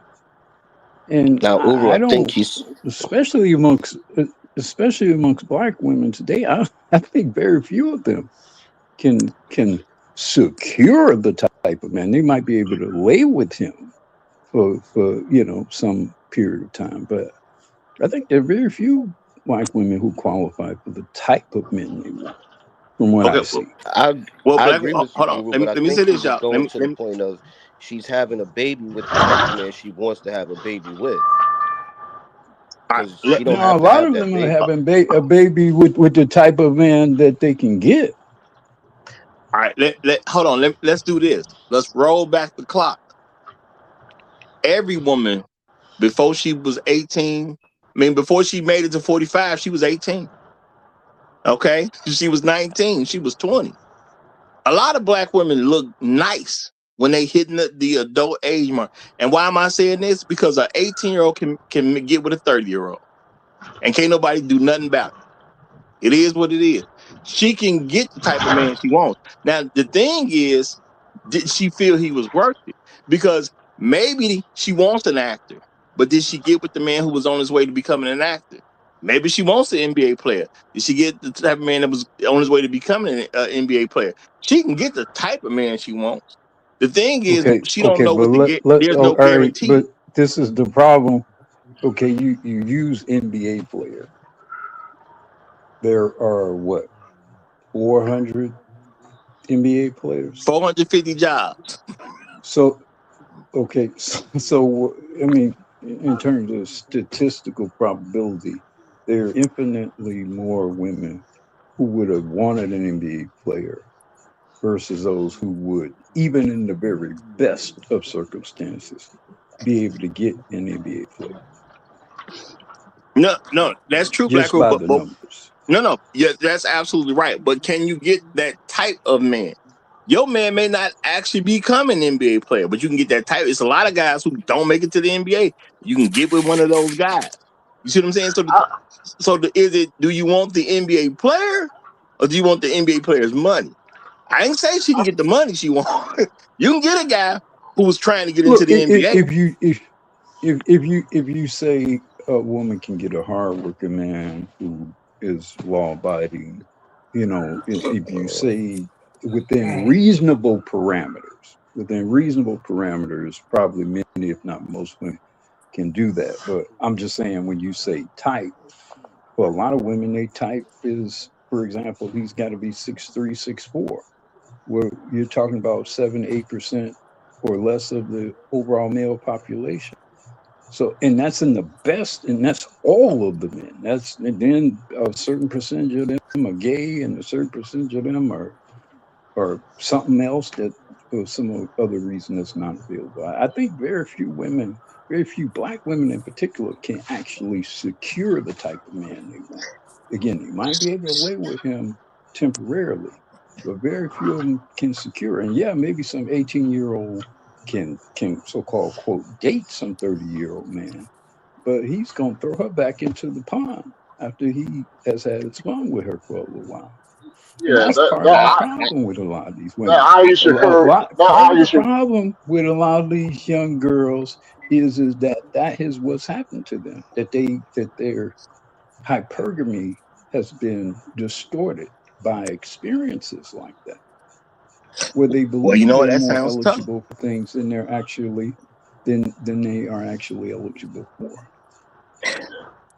I'm gonna say every woman gonna have to learn to be like uh what that white the white guy, the best quarterback per se, the 7 ring guy. Who the quarterback they want to say? Tom Oh, Brady. Tom Brady. Tom Tom Brady. Brady. Tom Brady was the backup quarterback, but had a decent, matter of fact, a good Drew NFL quarterback. Bledsoe. Drew Bledsoe. Bledsoe Hmm. got hurt. Tom Brady got in the quarterback starting seat. He just never let it go. So at the end of the day, I don't care about no woman who got into the seat and didn't do what she had to do and got put out there. See, she should have held on. It's that simple at the end of the day. If you get into the seat, you got to hold on. Ain't nothing guaranteed. But when it comes down to it, when you 18, 19, 20, you can get pretty much whatever you want out here. If you're willing to act a certain way. And if she's not willing to act a certain way, that's her fault. You know? And the thing is, as men, I don't care nothing about that, because it's gonna put us in the mindset of going toward being that village husband. I don't care that she didn't get her dreams to come true. Not my problem. If you want the same thing everybody else want, you have to understand it's a limited opportunity. You're going to be the person that secures him, as you say. Maybe all you want is a date. Maybe you just want one rump in the sack. Hey, it is what it is. I don't care. If you can't handle if you can't handle it, you can't handle it. But the thing is, a lot of people, they ain't thinking about what they should want, what's it gonna take to get this. If you're gonna secure it, what do you have to do? And just like this woman said, she got a man who I don't believe is married to her. This dude is literally paying bills and taking care of her kids. There was no suggestion the kids were his. She said, my kid. Now, you never know for sure with black women, but there was no suggestion the kids are even his. And who house they live in? She basically called that man. She basically called that man a fool in public. She called that man a fool in public. You know, that's what she did. And like, the brother, dumb, stupid nigga said, I have to think, I kind of think he deserves that. If everything that she says is true, that he has his own money, that he pays all her bills, that he takes care of her children, and yet she makes more money than him, and he has his own money, and he's putting up with that, he deserves what he's getting, man. We need that Negro. Let me finish. We need that Negro to be publicly extoriated as a warning sign for the rest of you Negroes. So I'm happy he getting prostrated like this by this woman. I think it's necessary. Okay, and I'm gonna say shout out to Elder Blood. I see him back in the chat, so I guess I did just time him out and not block. I'm glad about that, because I didn't want to have to go through all that extra trouble to unblock. So I'm glad that's all it was. My bad, Elder Blood. My apologies, brother. My apologies. Shout out to Compassion and Callous. He says black men believe enduring disrespect and contempt is a virtue. Now I'm gonna say this. I do agree with that. A lot of brothers do believe that you have to endure, and it's the message of the gynocracy, because you'll have great people, quote unquote, say certain things very publicly to make black men think about being involved in this stupid world. Remember, there's a famous clip, or at least should be famous around us, that clip of Ayanla Van Zant, who's supposed to be this expert. You know, she's supposed to have expertise, and she told her brother he's supposed to sit in it with her. She ain't no good for you as a man. You supposed to, what about sticking with her? Because he was one of the guys talking about he wants to date women outside of black women. And Ayanla was telling him, you need to sit in it. Okay? So the thing is, everybody's telling you, be the village husband. As a man, when do you say, nah, I'm good? I'd rather have something else. And just because you have a black woman like Ayanla Van Zant, which a lot of black men are going to respect her, because not just for what she do, she's just an older black woman who's going to sit down and talk with you, so you're going to expect her to have some level of sense, and you'll sit down and listen to her say what she going to say. That don't mean I'm going to actually get up and do it. She can say all she want to say, but after she done talking, I'm like, when I know I'm gonna tell somebody else, I'm like, yeah, man, I talked to Ayanla. She told me some stupid stuff. This is what this dummy said. This dummy told me this. That's how I'd be talking behind her back. You know what I'm saying? I may not embarrass her because she's an older Roger. woman. Why have you been talking to her in the first place? No. It's not about Ayanla. It's about the fact that there's men have women like that around them. Okay, it's gonna tell them the same thing. Why are you talking to them in the first place? Because people gonna have a certain level of respect for their mamas, their grandmamas, or their aunties. That's what I'm saying. Men are gonna listen to these women. Why? We gonna let them talk, and then a lot of us gonna get up and do exactly what we said. Which is the problem. Roger, can I get my 2 minutes? Well, all right. Well, hold fast. Why are you even talking to them? Well, we can get into that in a second, but I got 2 gentlemen up. So, and one gentleman, he wants to get his 2 minutes right now. So let me go ahead and let him get his 2 minutes in. And Jado, I'm gonna get you in right behind him. Okay. Even though you beat them up technically, you know what I'm saying? But turn around and ready to go. So Yeah. go ahead, turn around. It's time to be the villain. It's time to be the villain. Sometimes we have to be a little bit draconian. It's time to take charge and not let these women run over you. You have to be the villain, even with your family and friends. I got people telling me I'm too rough on my woman or whatever, but she likes it and she's working with it, and she's good for me. So sometimes you have to be a tyrant or a villain, and when these women are telling you things, they and some of them are looking for you to be a little bit rough and rugged.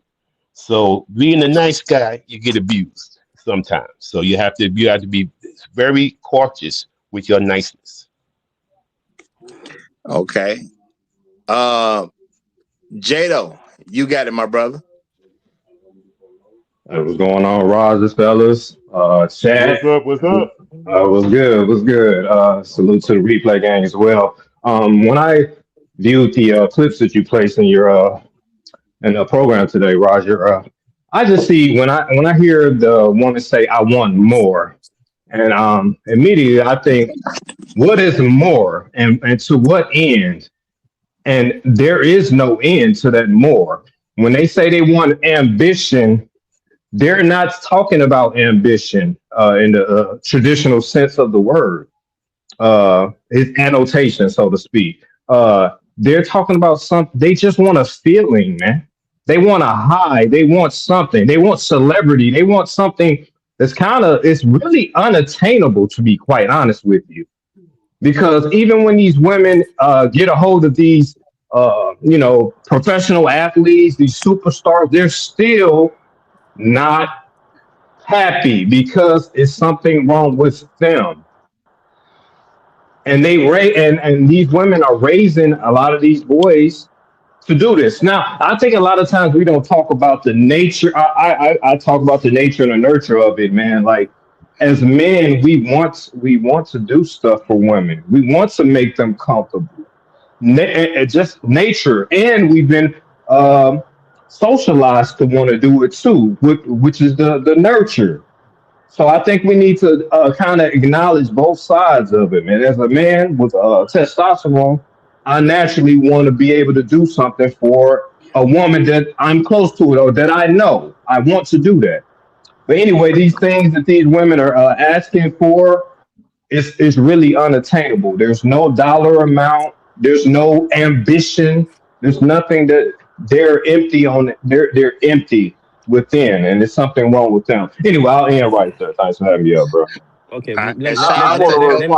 let me ask one question. Let me ask Before you you a before you serious hold on, question. hold on. Let me read this real quick. Let Great Reset reply, and then we'll get you dumb niggas, because you said you got a question, and a question means somebody got to answer. So we got to have more conversation after hearing your question. So that's why I'm gonna put you second.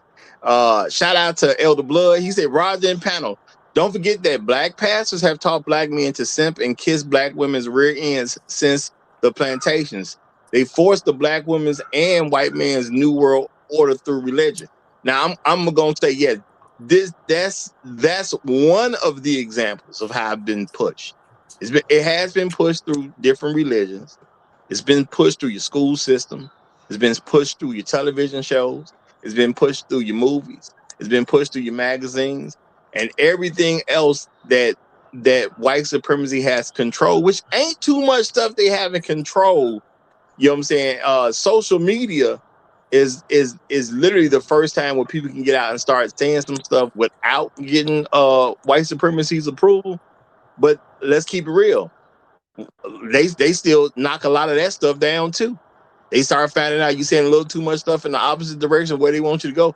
They knock that stuff down too. So it just now happened. And most people, even though they're trying to come from this black place or some other place, you got to keep in mind, even the content creators have been conditioned to be white supremacists. So when obviously there's a clear answer that should go along with what happened with that woman, because I'm assuming she was not married to that man, because no one referred. Now, if nobody referred to her husband, they know that she has a husband. I'm just gonna say sad for them, but then you see how it goes. And everybody should have just said, "Ain't nothing. There's nothing he should do but get away from you." That was the obvious answer, but nobody went there because they good with a black man suffering. That's what I'm gonna tell y'all. They are good with a black man suffering. They just want to change her attitude as he suffers. They want to change her attitude to say, "Stop looking at him that way as you take advantage of him." But nobody suggested that she should stop taking No, advantage of him. they don't want what they're upset about is that they don't want her highlighting the fact of how foolish he is and other men like him are. She's spoiling the game. She's spoiling the game by what she's doing. Look, we getting over on these niggas, girl. Stop this. You know, you spoiling the game. That's their real issue with her. She's supposed to pretend like she like him. She's supposed to pretend like she's grateful to him. You ain't got to be grateful to him. You ain't got to like him. But child, don't be publicly saying it. That's what that whole thing was really about. You spoiling the game by what you do. And which is exactly why I'm happy she's doing what she's doing. Because it may help to free some Negroes from the Matrix. Maybe, hopefully. Yeah. All right. Great Black Reset, get in here, and then let's get dumb stupid niggas after you. First of all, the nuance. She said he got money. I just make more money than him. So he probably making 50 and she making 52. That's what's going on there. And they have entranced themselves with, if I make more money than a man, then I shouldn't respect a man. Well, that's not even true. Aisha Curry is unhappy and she got the greatest 3-point shooter of all time. Michelle Obama ain't happy, and this the only nigga that's been the leader of the free world. And even Michael Jordan couldn't stay married, and that's the greatest nigga ever lived in the history of niggerdom. They just want to be hoes. And they're going to keep moving the goalposts no matter how great you get. You cannot cure them of that. They just want to be hoes. And I land my plane there. Okay. Let me get in after dumb stupid niggas, man. Well, he Stupid can ask dumb a niggas, question. man. If you're gonna make it quick, because he even asked a question.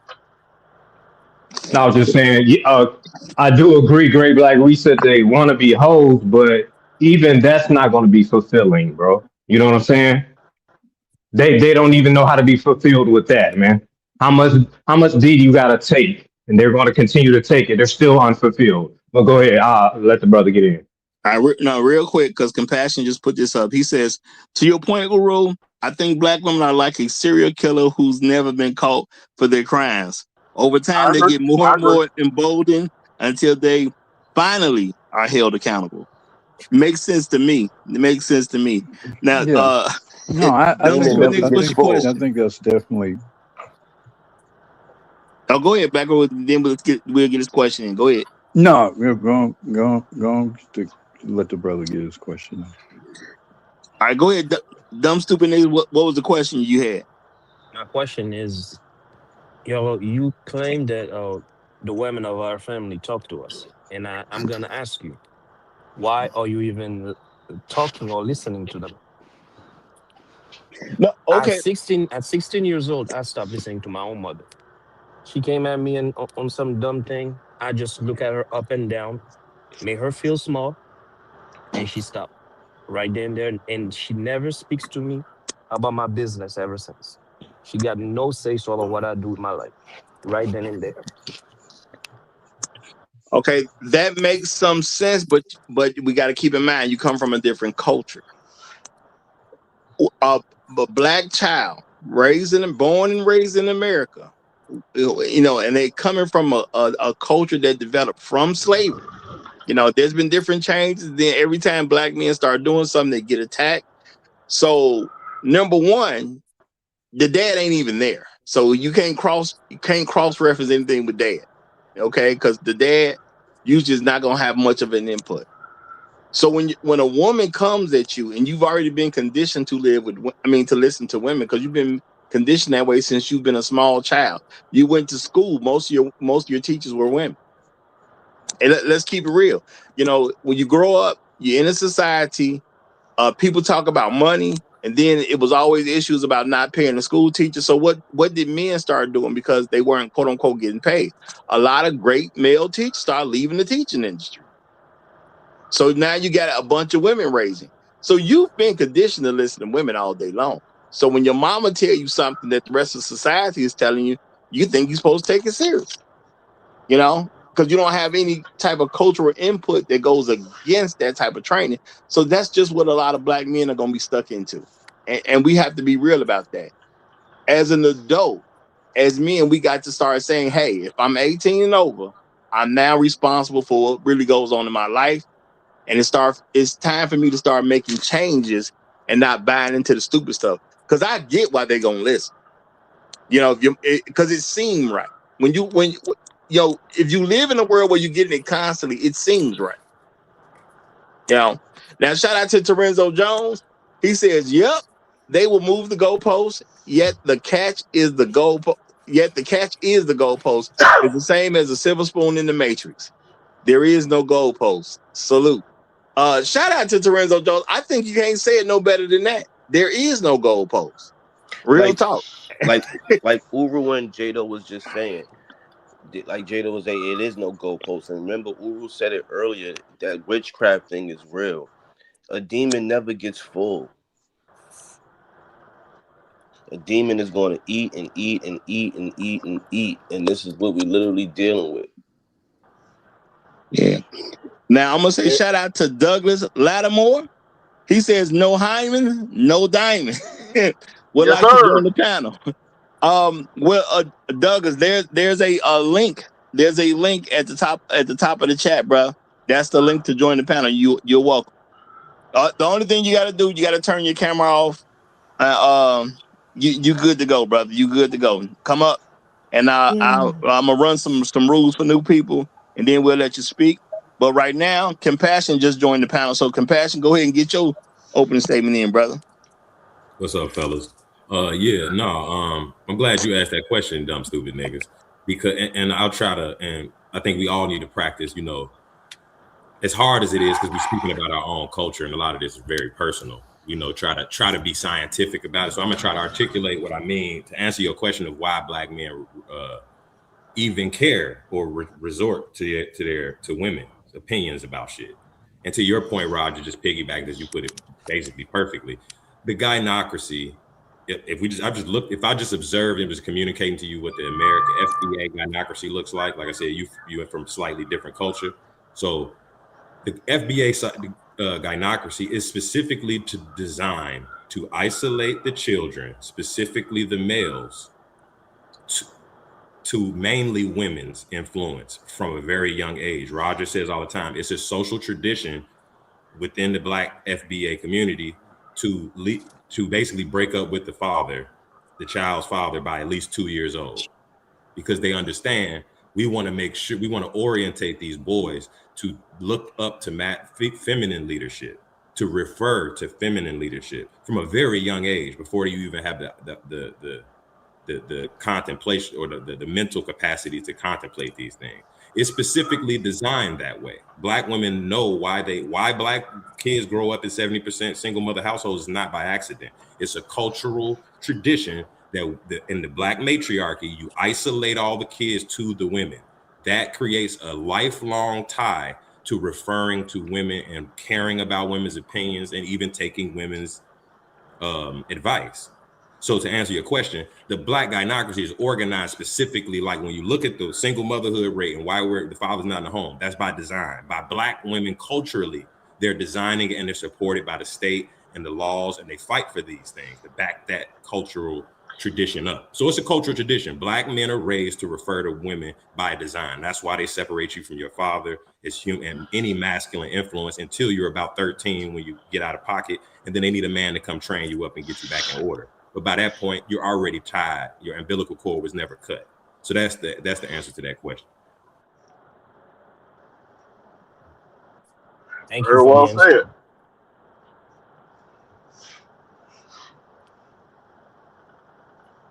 Very well said, man. But Hold on, there, there, real quick. To Douglas Adamo, I just dropped the link in the chat again. It's highlighted, but I just dropped the link again. So if you want to come up, just hit the link, bruh, and we got you. All right, go ahead, Grid Black Reset. no, I thought you were gone. I was just gonna fill in the No, airtime for you. I Go ahead. was because I was muted and I was talking, but wasn't that happening? Yeah, wasn't that Yeah, happening? they just we talked about some of this when we did the Infinity Gauntlet episode. Man, it's no matter what you do, no matter how many stones you get, if you get the whole Infinity Gauntlet, they want you to go out and get a second Infinity Gauntlet. If you get the second Infinity Gauntlet, they want you to get an Infinity Suit. You cannot win with these chicks, man. And they are proving it over and over and over again. Sounds like Real you're quick, complaining about being slaves. real quick. Douglas, I see you backstage. You got to turn your camera off though, brother. You got to turn your camera off. I don't want people's cameras on. Nothing against you, just in general. I just don't want people with the cameras on. Okay. Go ahead, dumb stupid niggas. Say what you were saying. Go ahead, brother. Nah, if they keep shifting the goalposts, then we keep trying. Why should they respect us and why should they stop? You know, you gonna keep trying. You know, they said they wanted 6 figures, and overnight, ninjas started making 6 figures. They said they wanted 6'6" guys, and some guys are trying to be 6 feet, 6'6". All right. They said they wanted 2 cars. Many of you have 2 cars. So I'm saying that when they say jump, all you say how high, and I'm looking at you like you're never gonna stop jumping. You know that, right? Now, I think that's a fantastic point, which is why a show like this had to be done, because a lot of men are still responding to them because truth be told, even though it's an unassigned and it's indirect, the women are their leaders. A lot of men want to, we want to be leaders in relationships, but but the only way we see leadership is through what she says, not what we say. But we got a new guest here, so we're gonna let him get the mic. And as I said, I'm gonna be reading this a lot more in the future. So I'm gonna read this real quick again for those folks who come to the panel, because all are welcome, y'all. All are welcome. There's only like 1 or 2 people that know they can't come to this show. I ain't gonna say y'all names and embarrass y'all, but y'all know what's up. But Don't other talk than about that, no be like that. Don't talk about no be like that. They know why they ain't coming. They know why they can't come. Trust me, it's nothing that y'all seen on air. They know why they can't come. But people are welcome. Now the rules of engagement over here at the Roger Report Live. Number 1, no talking over the host. Number 2, stick to the subject of the show. Number 3, be respectful to others as they speak. Number 4, everyone is afforded a 2-minute uninterrupted opening statement. Use it wisely. Number 5, different opinions are welcome, but you must remain respectful at all times. Number 6, keep the cursing to a minimum, y'all. We don't want to have a whole bunch of cursing and all that type of stuff up here. I personally don't want none, but I'm trying to give people a little bit of a break. But because I know everybody ain't like me, so it's all good. But welcome to the show, Douglas. Y'all, this is Douglas. He's gonna get his 2-minute opening statement, then we'll continue to engage from there. All right, go ahead, Douglas. How you doing, brother? I'm doing well. Thank you for allowing me on. I want to say hi to the rest of the people on the panel and whoever's listening. I really appreciate you, Roger, because you believe in black male leadership. And I believe in black male leadership. And in fact, I believe in only black male leadership, and that we shouldn't allow any other group or demographic to lead us in any manner, politically or any other manner. But I wanted to, on the subject of this particular show, if the women are not virgins, they are going to do this behavior. All the behavior that you displayed, all the negative behavior, it's because they're not virgins. As soon as they have their first sexual partner, that's when their attitude changes, and that's when they start getting angry at me, and they start wanting to be contrarians. So women in general, we all have urges to do things that are not in the best interests of society, and women have those urges, and they will act on it if they're allowed to. But more specifically, if they're not virgins, they'll act on it. And then the other thing is, you know, there are virgins, but I just don't know about. There's not many in this country. But that's all I wanted to say. Thank you. Okay, appreciate it. And I'm gonna say what he's saying does make a difference, y'all, because now this is the thing you gotta do. If you want virgins, you have to refrain from having sex with virgins you're not married to. That's how we as men can help with that problem. If we want virgins, we must not have sex with the women that are virgins that we haven't married. Ain't no getting around that. Okay? And I'm gonna say it's plenty of hoes out here. So why you sleeping with the virgin that you didn't marry? And you're gonna have to start teaching this to your sons as well and your nephews, so it hits the younger generations. You're gonna have to tell them, even the guys in high school, stop trying to be her first one. Stop. You know what I'm saying? Marry her first. And I get it. Young people don't. What you talking about, man? Well, if you ain't gonna marry, leave her alone. There's too many hoes out here to be trying to crack the virgin. It's plenty of hoes. So why we gotta crack the virgins? Can I offer some pushback? Just a Go little ahead. bit. I get where you're going, but I'll just add this into the assessment, and we can kind of discuss it. There isn't any precedent for male chastity before female chastity. Like there's no biological or no societal or archaeological precedent that you can really have a society of chaste males or socialized If you males. want the girls to be virgins, you gotta have arranged marriages. You assign boys to girls at 12, 13 years old. But when they turn 17 or 18, whatever is considered to be the majority age, then they get married. That's the only way you have virgin women. Anything other than that is just bullshit. Yeah. I'm gonna say I agree with that, and I'm gonna say this. Y'all notice I'm not assigning chastity to boys. What I'm saying is, we as the men gonna have to start teaching the boys to not crack the virgins. That's all I'm saying. But It's as hoes long as already. the boys trying to crack something, the virgins will get cracked. That's what I'm saying, Rod. What you As kind of long asking, as yeah. what you asking is the bank robbers to not rob the banks. No. No. Let me answer. Let me give the answer for Roger, since he's tiptoeing around it. We still gonna need hoes. That's it. That's not technically what I would say. I'm saying the hoes are here. There's so many hoes. I've said this publicly, y'all. I ain't never been with a virgin. It's that many hoes out here at the end of the day. Not even when I first got started. I wasn't with no virgin. I ain't been with a virgin ever. I ain't saying it's bad. I'm just saying that's the reality of it. So Oh if you no, that's want bad. That's bad. well, I'm saying if we want virgins to even be an option, and we see how the women are. We're gonna have to tell the guys, look, just hold off on the virgins. I didn't tell you got to try to convince them to hold off. They're gonna do what they're gonna do. I'm just saying, at least put in their ear, don't hit the virgin. Let the virgin stay the virgin. That's all I'm saying. You know, the ones that's already out here hoeing, stab them up. Hey, you might even get some young ladies to agree. Look, we boyfriend girlfriend, or we quote unquote go together.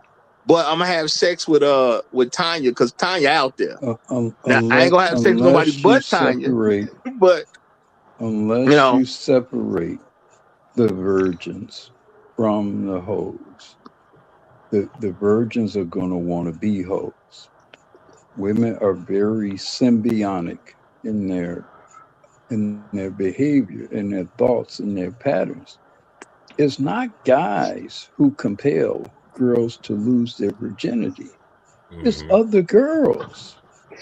And it's the hoes. The hoes. Yeah, but it's. I'm just saying. I remember my daughters. They were the last of their groups to lose their virginities. and they weren't being pressured by the boys.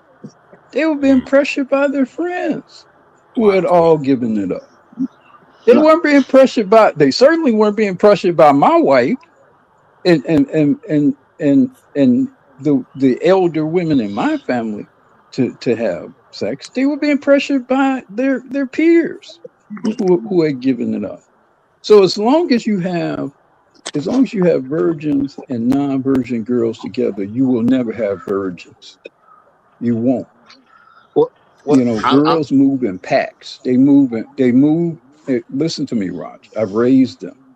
I'm not talking about in theory. I'm talking about how they actually behave and move. They move in packs. They move in herds. They all want to impress each other. So as long as they're in the same group, that virgin girl is going to find some boy to go hop up on. I promise you. But I am not saying you're wrong. That's the whole thing, y'all. I'm not even. That's why I didn't even say nothing about guys not having sex. All I'm saying is, if we're going to help, because it ain't us that's doing it, and I don't want to have this change the subject of the show. It ain't us that's doing it, but we do gonna have to drop something in somebody's ear to say, "Nah, just let the virgins be."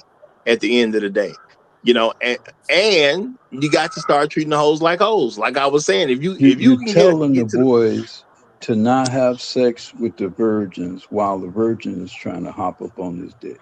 Yeah. It's what? Yeah. It's structured. That's what you tell. That's what you're doing. Yeah, it's I understand that, that's what you're doing. Once she cracks, she cracks. Ain't no going back. No, Roger, look, we just workshopping the idea because we're not saying you just have an idea. We workshop. I'm saying, and what Uru is saying, is structurally. I think we passed that. We passed the virgin discussion. We at a critical mass. The grandmas are hoes. The mamas are hoes. The aunties are hoes. It's a critical mass of hoes. Ain't no virgin culture gonna come out of a critical mass of hoes. And what I'm saying is, I'm not trying to say we're going to get a virgin culture. I'm just gonna say if we want to help, because it's not even ours to control. Because yes, it is their grandma telling them to crack it open. It's their mamas telling them to. It's their aunties telling them to. Because women tell their daughters and their nieces how to get stuff out of men. Guess what? That's gonna automatically come to. Girl, you're gonna have to give them some. Yeah. Let me propose a solution. We need to phase these hoes out. Okay, these are bad products. We need to phase them out. You're gonna have to import brand new products, great quality products to replace them with. Okay, little by little to phase them out of the market. It's not gonna happen overnight. As soon as they Can I say one more thing? The zombie whole Z virus gonna take over, and they're gonna become hoes too. If you don't create a whole new society, Great Black Reset, I love your name, man. It's not happening. I don't even know why we get into this conversation. I'm trying to get off the conversation. That's my whole point. I said the only thing we can do to help is just to not crack the virgin. We ain't nothing else we can do. Well, I think the one other thing we can do is not have boys and girls in school together. I think that's the biggest problem. That's where all the problems start, is having males and females in school together. And then all these problems come out. Roger, this is what will happen. 80% of the guys will follow your advice, and the 20% of guys who won't follow your advice will be cracking. They're gonna be cracking everybody. They be fucking all the virgins. I mean, let's think logically about how people behave, not theoretically. They will go find that guy. The virgins will go find that guy who is cracking all the virgins.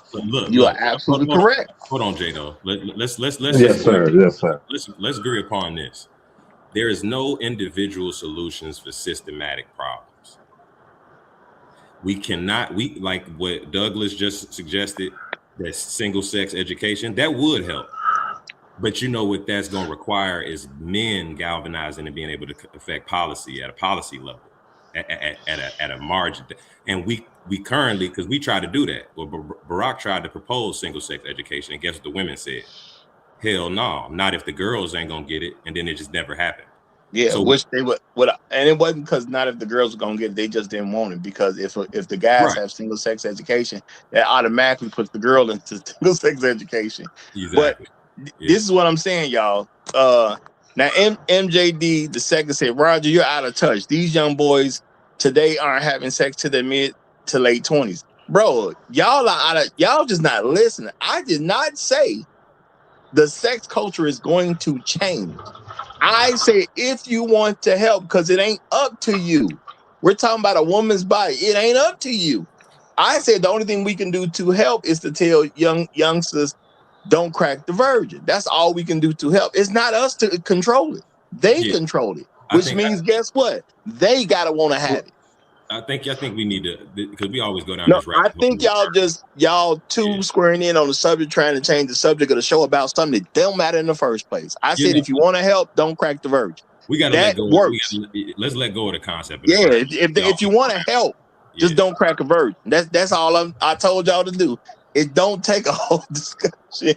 If you, and I'm saying if you want some virgins around, you got, that's the only thing you can really do to start is to not crack the virgin and tell folks not to crack the virgin. Then you may have some virgins around a little bit longer.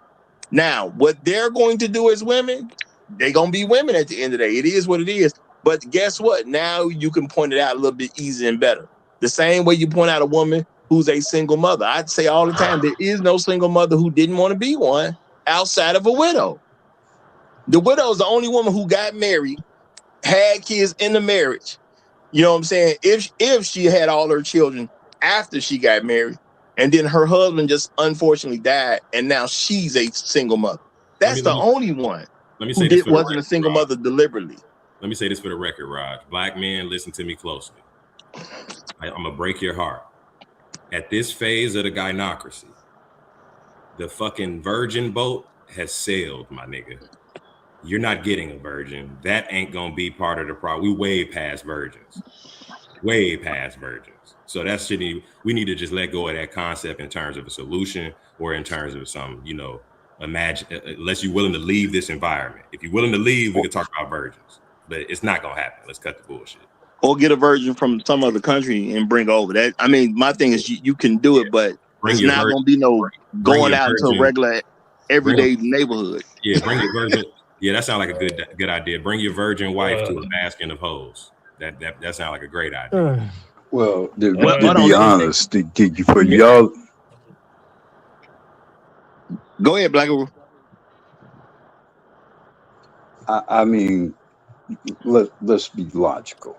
For you to talk about having a virgin wife or whatever, you'd have to be having some conversations that might put you on some FBI list or something. Let's be real. I mean, let's be real and plain. Stop the madness and let's talk real and plain.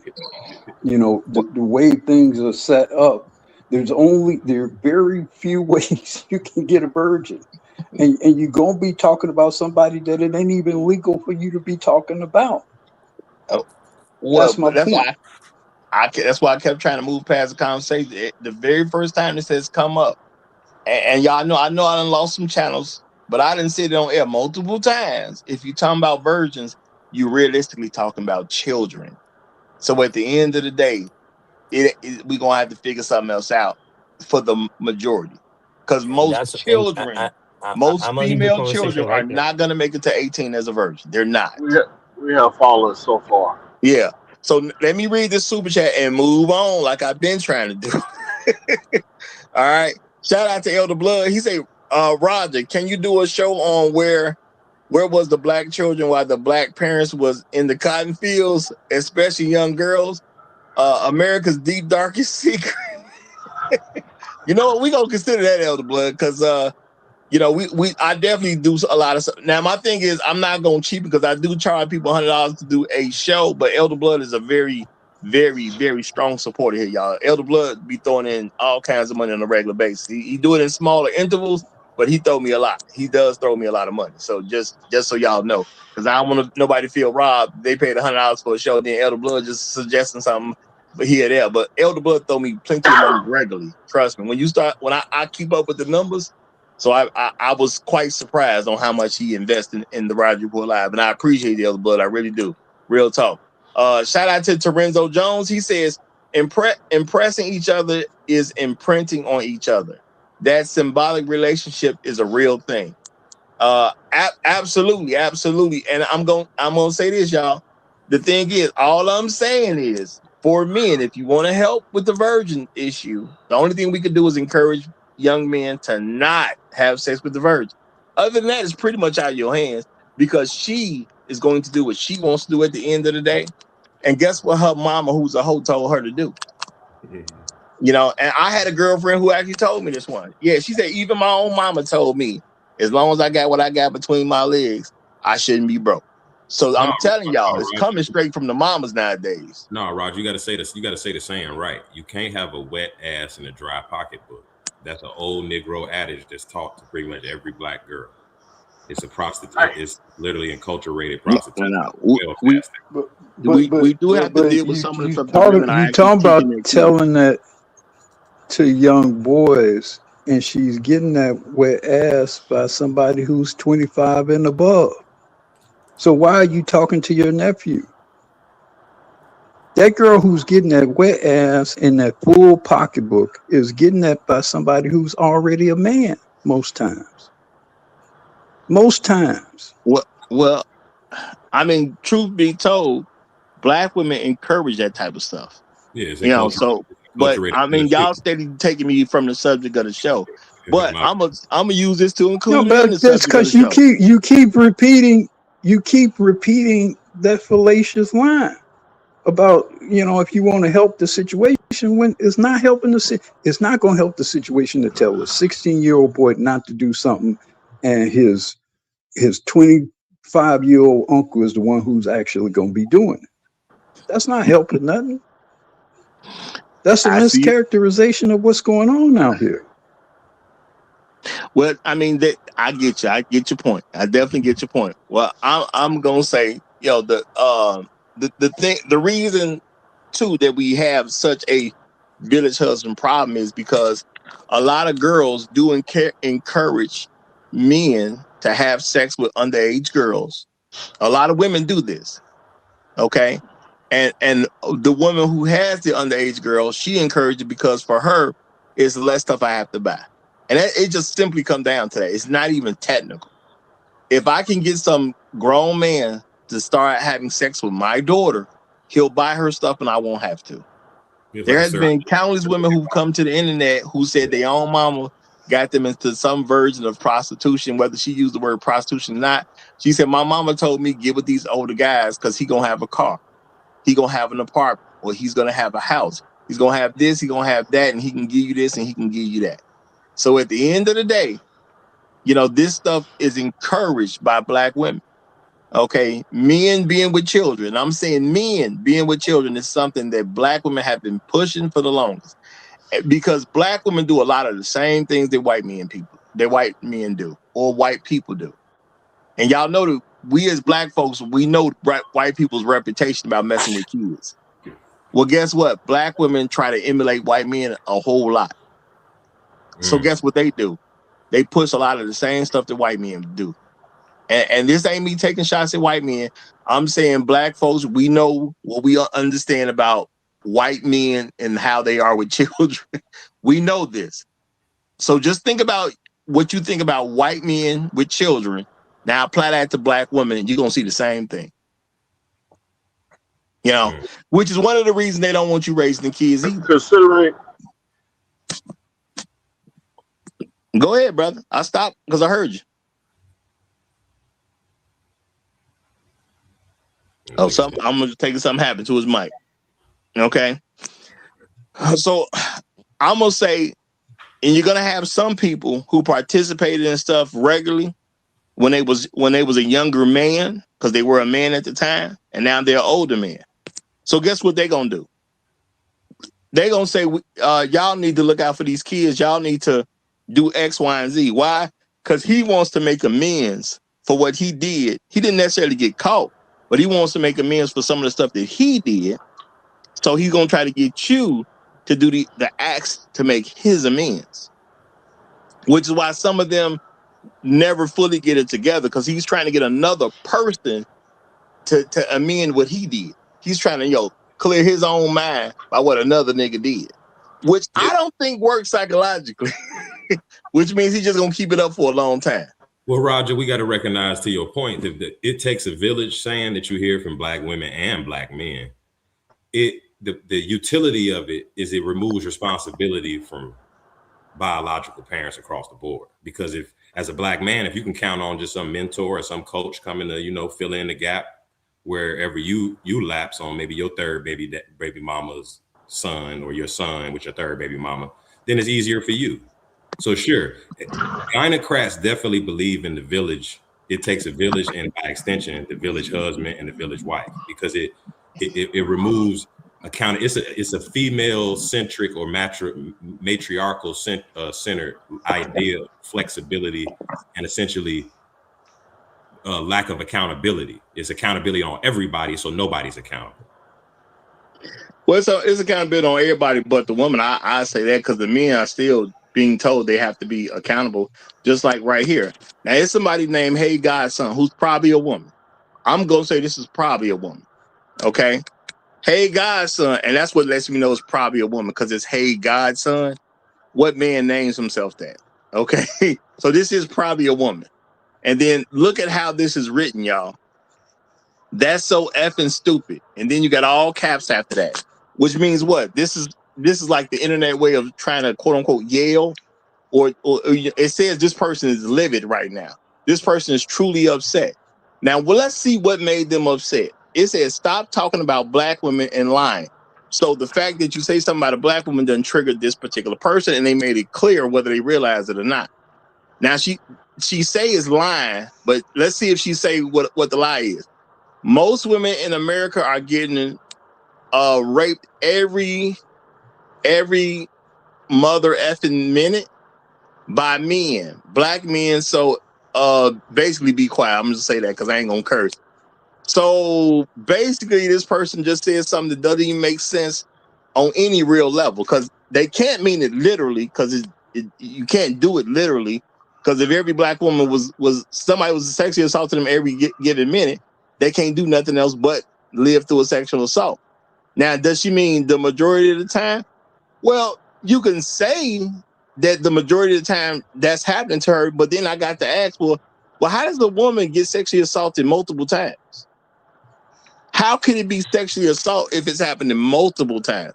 Because a sexual assault, I can understand. If somebody has a story about how some stranger attacked them, okay, I ain't gonna say that's impossible. You could have been somewhere and you walked through some dark alley and then some stranger got you. Okay, so that means you're gonna walk through dark alleys the next time so it can happen again? Oh, I was over here at this park, but some stranger got me at 3:30 in the morning. Okay, so you're gonna hang out at the park at 3:30 in the morning again? You see what I'm saying? You suggest something that no one intellectually can come to that conclusion. Because basically what you're saying is women are so stupid, they keep putting themselves in a position to get sexually attacked over and over and over again. So basically you just did a whole lot to call women stupid. That's all you really did. Women are complete idiots according to you. And the scary part, Raj, that might not be a woman. That might actually be a black man. So that's, like I said, hopefully that's a woman, like you're saying, but he said he's not, but I'm hoping that's, but to Hey, Godson, that's a woman. Yeah, I hope so.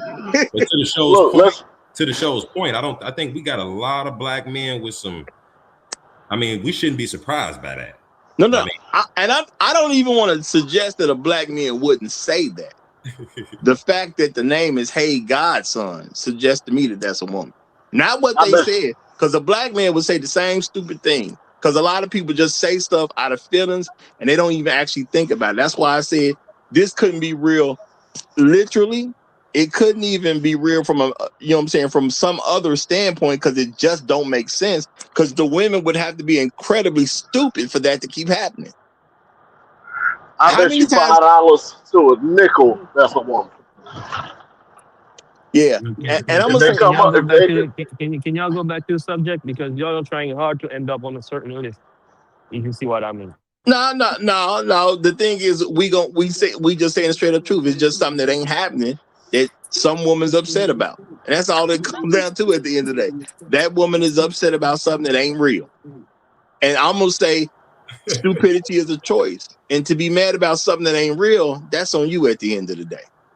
Now, shout out to my main man, Trail Bentley, and appreciate the super chat. And I appreciate the 57-cent Trail Bentley tax. Appreciate you, my brother. Trail Bentley says, I matched with a black woman on a dating app. Once she had 3 daughters.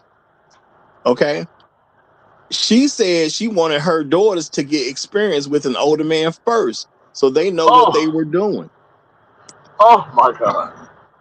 Now, this what the woman's doing on the dating app. Ain't no telling what she's doing in private areas. If she's telling you all that through a dating app, what she's telling me in private, you know? Yeah, and I do we got want to to say, open up y'all. this skeleton in the closet? Do we want to open up this publicly? Because people, we don't want to hurt, black women's reputation like that. Now we don't want to talk about it. My thing is this. Realistically speaking, why as a man do I try to avoid dating women with like teenage girls? She's 15, 16, 17 years old. Because I'm a man. What is naturally going to happen to a girl who sees me doing anything with mom? If they like what they see, they're going to be interested. Now, realistically speaking, do they have access to me if I'm around their mom enough? Yes. So what they gonna do? They gonna put their eye on who they have access to, because that's what girls do. I'm the easy target. Now she can always say, well, he tried something on me. And what's the average person gonna believe? People gonna believe the girl. Mm-hmm. So at the end of the day, I just don't like to date women who got like a 15, 16, 17-year-old girl. Yeah, no, at the end of the day, it's just, what's going to happen. We got to be real about what's going on. But see, a lot of men ain't told something like that, so we'll do it. And then we wonder why guys get in trouble in situations they could have just easily avoided. Because nobody told them, look, bro, if she got a daughter that's 15, 16, 17 years old, it's just better for you not to mess around with her, because the girl gonna say something at some point. Women naturally compete with each other, especially mothers to daughters, because a lot of women ain't married. So they're gonna compete with their own daughter at some point. See, the reason women weren't competing with their daughters back in the day is because mama had her own husband, she had her own life, and things go from the life she has. When you don't have your own life, you start focusing on other people's lives. Your daughter's a very easy person to focus on. Yeah. That's why a lot of them compete with their daughters. This is the main reason why men need not put themselves in that position. And just like that woman who was bragging on the dude taking care of her and her kids, he need to pack his bags and get himself up out that position. I mean, it's a This reason is what we should be telling dudes. It's a reason why in nature you don't see stepfather shit in jumping families. Children, and especially girls, typically traditionally weren't around a lot of males that weren't blood relatives because of that, Roger, because of their proclivity to be naturally attracted to and compete for non-blood relatives. So that's why you didn't have a bunch of men jumping into other people's families and mixing up, and we got all these, this mixtures of families and kids. Step brothers and sisters aren't even a natural thing to have around each other. Low key.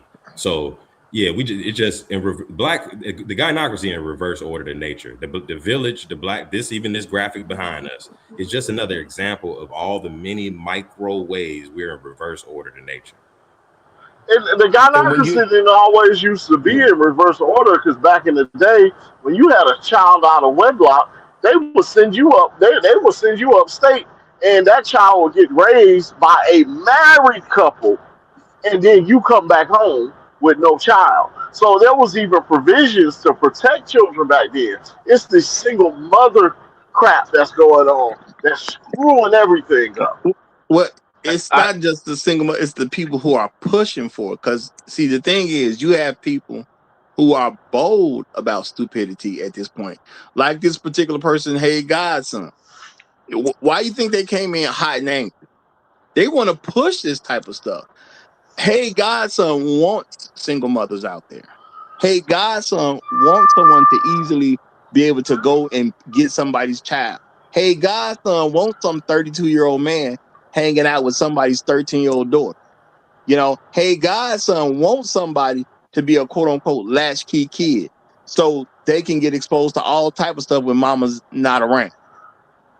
Yeah, I mean, let's get the crux of the show, and the point we've been coming to today is that you can't have a gynocracy without black men and black men supporting it in a varieties of ways. And it might be subtle that you don't have a problem dealing with single mothers, or you don't have a problem being a stepfather, you don't have little ways, or you don't have a problem with, like the person in the chat yelling like their position.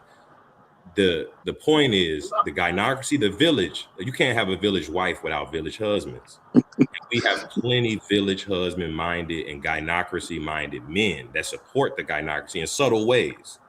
Now watch this, y'all. Shout out to Hey Godson. And Hey Godson, I don't want you to think this is me attacking you. I'm just pointing this out because you happen to show up.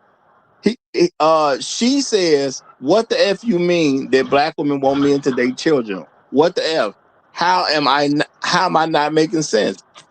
Well, you watch little girls get stuff from grown men, and you watch their mothers approve of it, but you don't want me to say that black women approve of their daughters dating children. Now, why is that happening? Because if you live in America, which I'm assuming you do, if you know anything about black people, then you know good and well girls are getting stuff that is not bought by their mamas. They don't live with their daddy, and they got stuff that they can't afford, especially due to the fact they ain't got no job. So they getting the stuff. So what is it that you are missing? What information are you missing? Because if mama ain't put a kibosh to it, obviously she wants this to happen. So what are you missing? What do you need to know? You need a personal interview from a woman? You need a personal interview from the child? You need a personal interview from the man? What are you missing? All the information you need is there.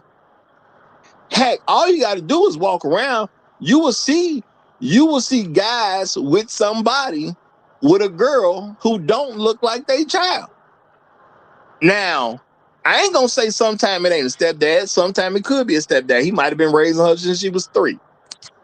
But a lot of the times, there ain't no stepdads. You know, just because you see some guy in the store buying a girl some clothes does not mean that's her stepfather.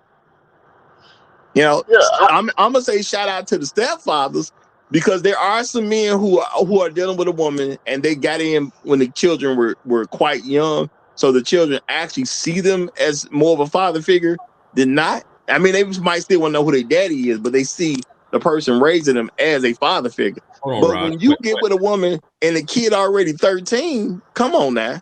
Question: should we still be saying it's cool to be a stepfather? No, well, no. Yeah, because I disagree with stepfather at any point. My thing is, at the end of the day, it's black men ain't gonna never agree on it. At the end of the day, I just encourage them, if you're gonna do it, try to do it from a more sensible angle. If people start doing it from a more sensible angle, I think it would kind of stop altogether. But truth be told, what would we as the black male collective define as a sensible angle? The father's dead. No. But you'll still have the sexual dynamic, no matter what. I mean, no matter what time the girl's going to grow up, you'll still have that same sexual dynamic. No matter, you just shouldn't be a stepfather at any point. The women who decided to have children should be X'd out of the society as far as having husbands. I'm gonna say what Great Bragg Reset said actually makes some sense, because truth be told, if you're going to be a stepfather, the first woman you should do that with is somebody who's a widow. Mm-hmm. That means I got married, had my kids in the marriage, and just unfortunately my husband died. Her husband might have been a construction worker, just fell off a building. Now, I'm not going to look at her like she's a bad person because he just happened to fall off a building. The man was doing work to risk his life to make sure she was good. So, yeah, see, that's more of a reasonable situation. You see what I'm saying? And the child needs to be a toddler that is not of speaking age. Once they are speaking age and aware, it's too late. Yeah, but the thing is, we have black women want black men to do this as a primary issue. They at least want at least one child to be a stepchild, because they do view that they can gain a certain level of control with the first child being a stepchild, even if she has kids by the men herself. So at the end of the day, it's about how we're looking at this particular thing. Is Right. it good for men to come into some kids' life to help them be better? Sure. Do men owe it to women? No. And I think that's where our problem is, because we believe we owe it to them. Well, I think it's an even more precise question we could really ask. As a culture of black men, are we comfortable saying from here on out that we don't endorse stepfatherhood unless the father's dead? Point blank. I think that we should not endorse it unless the woman is a widow, the child is 1 year or younger. After that, it's a wrap. They need mentorship for them children. If it's a girl, they should be taking care of that child and mentoring the child themselves. If it's a boy, you find them in a mentorship program where there are men who are given their time to mentor them outside of the home. Like that will be the healthiest thing for those children. But living inside the home with them ungrateful motherfuckers, hell no. Well, I think giving any exception, is going to be a problem. That's why I In say other words, keep juggling chainsaws, all right? Yeah, I mean, if I'm a 13-year-old boy and we want to give them the rules, we can't, because we kind of playing both sides. No. I don't think what all I'm saying is you're not going to be able to control an entire population of people. So I'm saying I understand people going to do something that ain't going to make the best sense. And then if you was like me, if you grew up and didn't even know single mothers was an issue, because I honestly did not know it was like an issue going on. But all these women I was with, well, I ain't going to say all of them because it wasn't all of them, but a lot of these women I was messing with, they had kids. They was bad chicks, but they had kids. Now, hindsight say, yeah, they had kids because they was bad chicks. You would have maybe not been ignorant to that if it was a critical mass of black men not telling you being with single mothers or being a single father is unacceptable. But there hasn't ever been that. It's been this kind of, to each his own. If it makes sense for you, like we never drew a line on if we respect. I mean, up until recently, we are kind of no disrespect, Roger, but I wonder if your view of that had been different had your parents not divorced. I suspect had your parents stayed together, you would have been less amenable to that. That makes some sense. It does make some sense, realistically speaking. And I'm gonna say that I really wouldn't endorse it. And truth be told, I've tried to do shows in the past about how to if you're gonna be a stepfather, the stuff that you actually should incorporate. And if a person really sees all the different work that you have to do to be a decent stepfather, there's no reason to really go down that track. It's too much stuff that you really got to do. And Rod, the sentiment of your, my bad, Jay, though, I'm gonna let you go. But no, you good. You good. Show is controlling the controllables. That's essentially what you're trying to get across the black man. A lot of times we talk about the uncontrollable variable, which are black women and children and everybody else. What we do have control over is ourselves and how we commune and the code amongst ourselves. We need to be very, very, very clear on what is acceptable, acceptable period for black men amongst black men. It can't be all over the place. And I think we got the opportunity now that we starting to see this for what it is that we have the right and the responsibility to draw these lines amongst ourselves. Fuck what the women want. We know what the women want, their best interest, whatever the deal they can get in their best interest is but they're a wild card. What we can control though, like Uru alluded to earlier, is what we shame and what we accept. And we've kind of accepted traditionally single fatherhood for good reason. It used to be a mechanism for it in the past, but now it's not. So we need to draw a line on saying, nigga, no single fatherhood and amongst black men, we don't accept it. Go ahead, Joe. No, I was just saying, real quick. Of course, we can't make somebody do something or not do something. That's obvious, right? But I find it interesting. I communicated with a lot of women from the Philippines, man. And a lot of them go over to the Middle East to work. A lot of beautiful women, and a lot of them are single mothers. A lot of them are widows.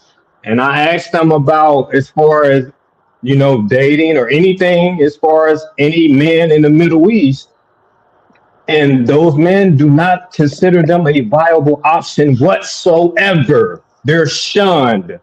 If she's a widow, just a single mom or whatever, they don't care. They don't. So I think we do need to set that standard. Like, hey, I can't make you do something, but you shouldn't do that. That's not the wise thing to do. I think we need to take a hard stance on it.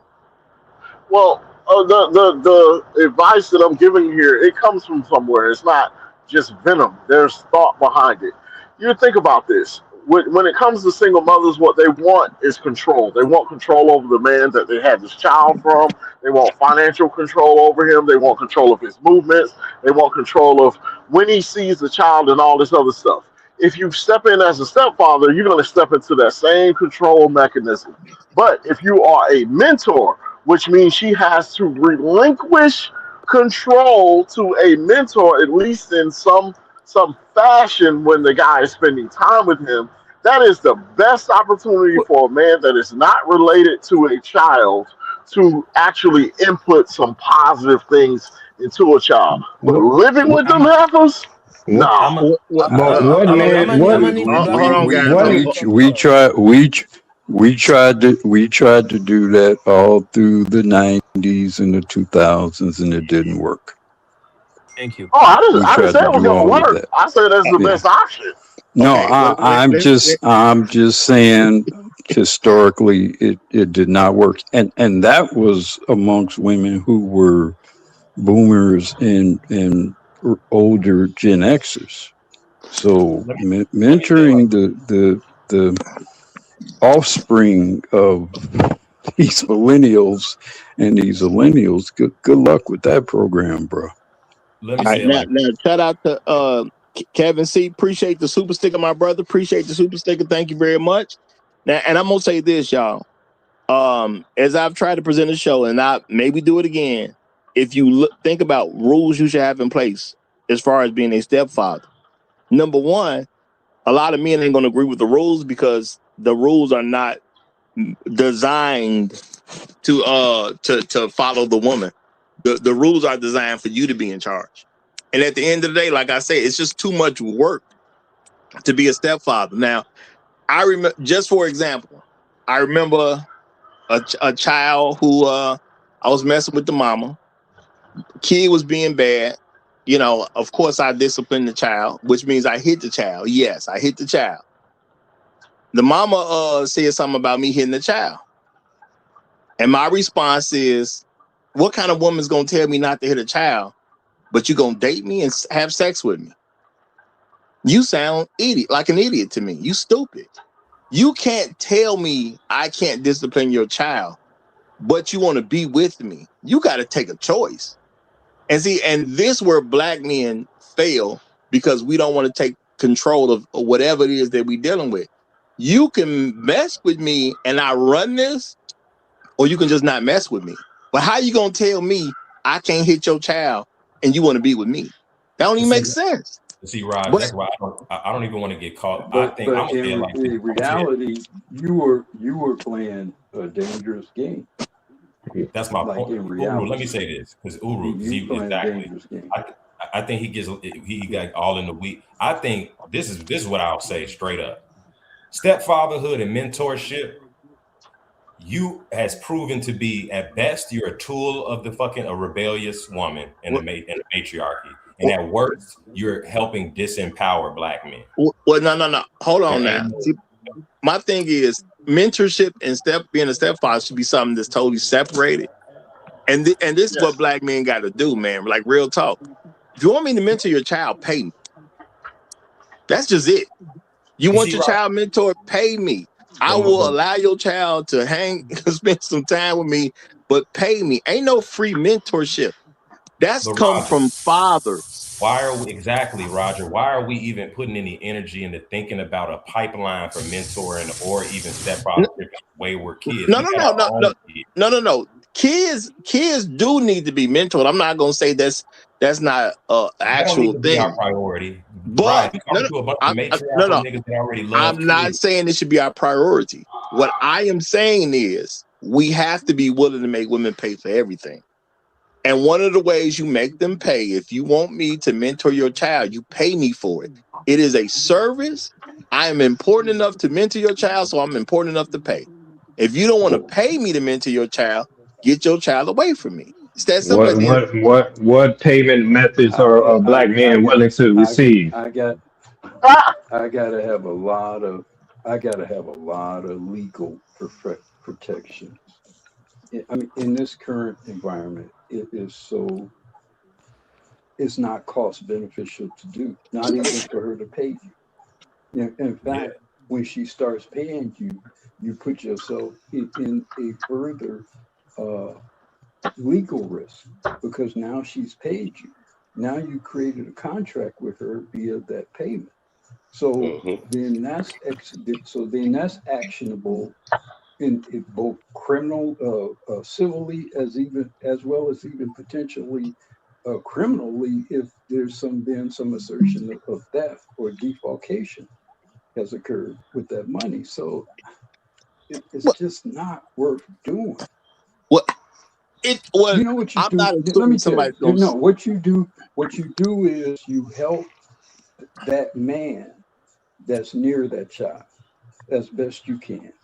You help that uncle, you help the grandfather. If you really want to help them, you help that uncle, you help that grandfather, you help somebody close enough to that child who can then maybe influence and help that child.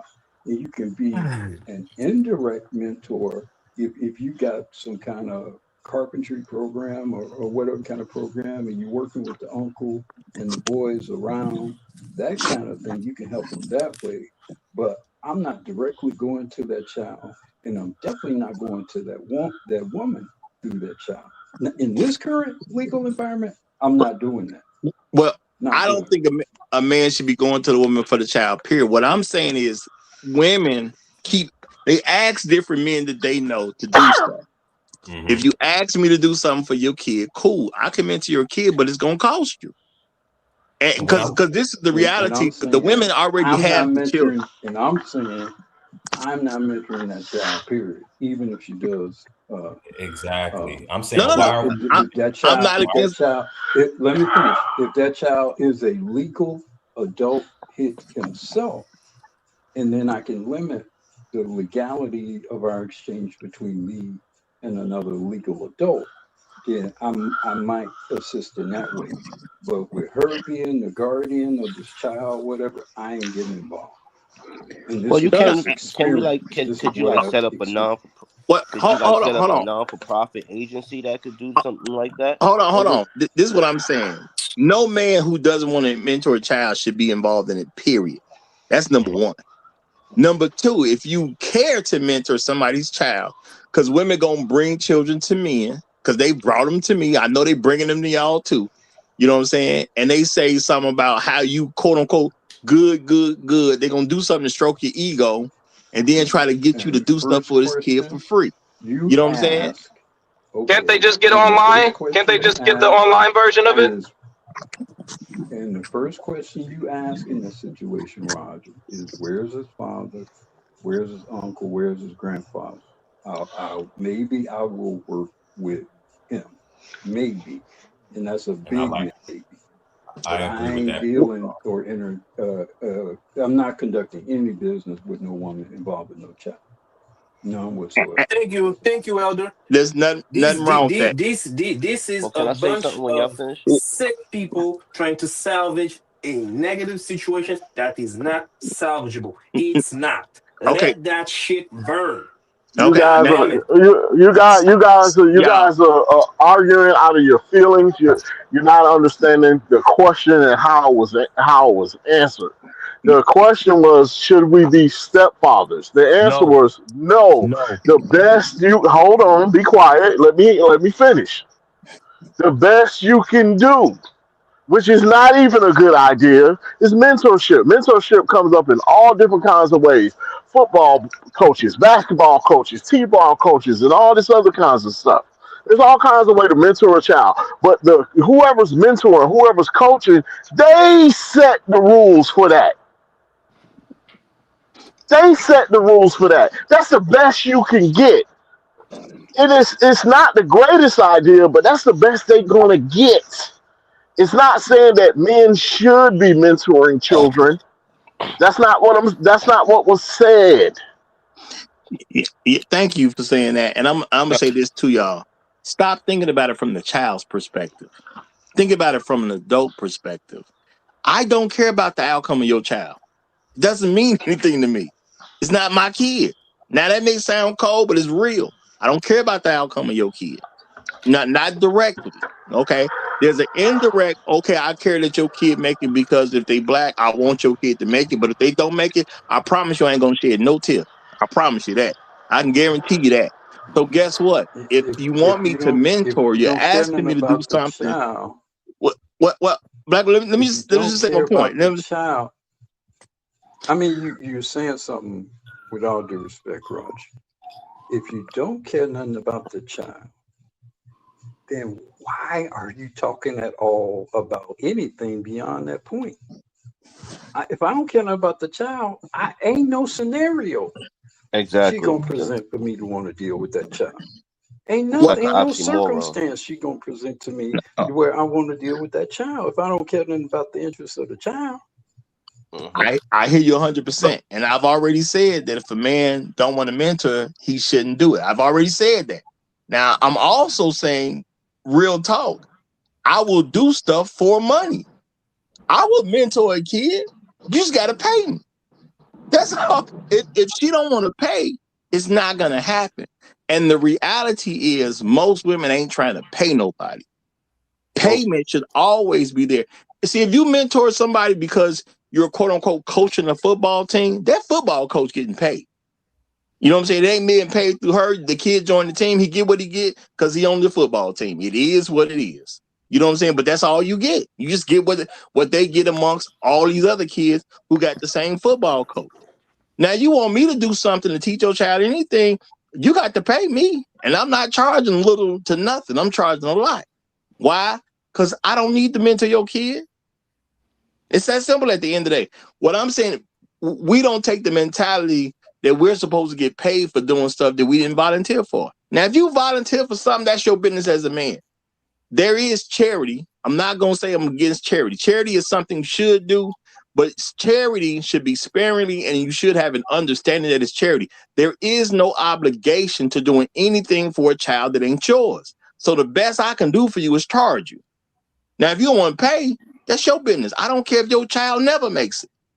Well, can I say I something? do care about me getting paid, though. I do care about that. Can I say something real quick? Go ahead. Because basically on the topic of hand, village husband, a village husband, and to answer Jado's question, you already know the answer, Jado, but I'm going to answer it for you. The village husband is the mentor who's just getting sex for payment. So we could set up, because that your idea is brilliant. You could definitely set up some non-for-profit agencies that do these things, and these women already get all kinds of stipends and and all kinds of stuff to pay for stuff. So now you got you problem solved. You know what I mean? And then for the second thing, compassion. Can you check the back chat real quick for me? Yeah. And while he checks the back chat, compassion, I'm gonna knock you out for about 5 minutes. And I'm gonna ring somebody else. So I'm gonna be doing a couple little swaps out here, but we ain't got much more of the show to go. But y'all may get swapped out. That don't mean you're getting thrown out. It just mean you're getting swapped out. Boom. Okay. All I'm saying is a good way to avoid being a village husband is expect payment. Can I hop in here real quick? Well, I'm about to get to you, but I just want to say this real quick before I get to you. Oh, sure. As black men, we need to set a precedent that we need to be paid. Black women doing all this stuff to make sure they children are not raised by a father. When they gonna pay for that? Okay. Yeah, there's certain payment of the guy don't live with you and some go bumping tonight. You got to deal with yourself. No. Pay me. That should be a thing that it should be expected that if they're gonna ask any man to do something for a child that does not belong to them, they need to come with some money. Why can't black men set that as a tone for kids that don't belong to him. I'll do something for my nephew for free because that's my relative. I do something for my niece for free. That's my relative. But if a random woman wants me to mentor her child, you ain't in the family. I think you need to pay me because I think that's the only way that's gonna happen, and that's real talk. But go ahead, brother. Well, I'm going to say this because whether you get paid or you do it, whether you get paid monetarily or you get it sexually, like Shark Sim says. The problem. Well, let me rewind. If we are a community and we're going to live together and we're a neighborhood, what your neighbors do matter, right? And the people that you live next to, what they do matter. We're a community, and we have to have community guidelines, or things are just going to end up all messed up like it is now. And the problem with this is that if we really want to stop this village husband, if we really want to stop women having babies out of wedlock, you you you have to do what they did back in the past, untouchable. Because whether you take money or you do it out of charity, there's help, there's relief, and young women are going to look at that and say, okay, there's always going to be a safety net. There's going to be safety net via I pay for it, or there's going to be a safety net via my coochie. Well, Can I I'm gonna can I say add? I think it's a horrible idea to take coochie for it. I'm saying we need to get All of paid. it's Your no. Hear what I'm saying. Your time is worth money. If she don't respect you enough to pay you, there's no reason you should do it for her. This is but Roger, what I'm saying is this: is that you take money, okay, fine, take money, no problem. The little girls are going to see you mentoring that kid for money. So the little girls are going to be like, well, okay, if I end up a single mom, like my sister or my neighbor or whoever, there is there's help. no. I get what you're saying, but there is no help because them paying defeats the purpose of them not having a father around. The whole purpose of not having a father around was them to not have anybody else control what's going on in their life and in their children's lives. And this all is supposed to happen for free. A woman is not really finna pay anybody to mentor her child. She don't even care about this kid like that. She only care about her own image. But it needs to be apparent to people that she don't care about this kid. So everybody should be Let charged. me If you ask you. don't get paid, it Let shouldn't me be ask. happening. Let me ask a question to the panel, and Some maybe women don't to mind the paying, public, Roger. Some women don't. chat Some single moms as don't mind well. paying. Let me ask a question to the panel and to the public chat as well. Well, Black, let me read the Which super would you chat before you rather? ask that question. Right before you ask that question. Shout out to Trail Bentley. Appreciate the $5.57 Trail Bentley tax. He said, ask her where they daddy at. Have him to care for his kids. Hashtag Al Gore's babies. I'm solid with that all day long. I'm solid with that all day long. Shout out to Al Gore. But go ahead, Black Guru.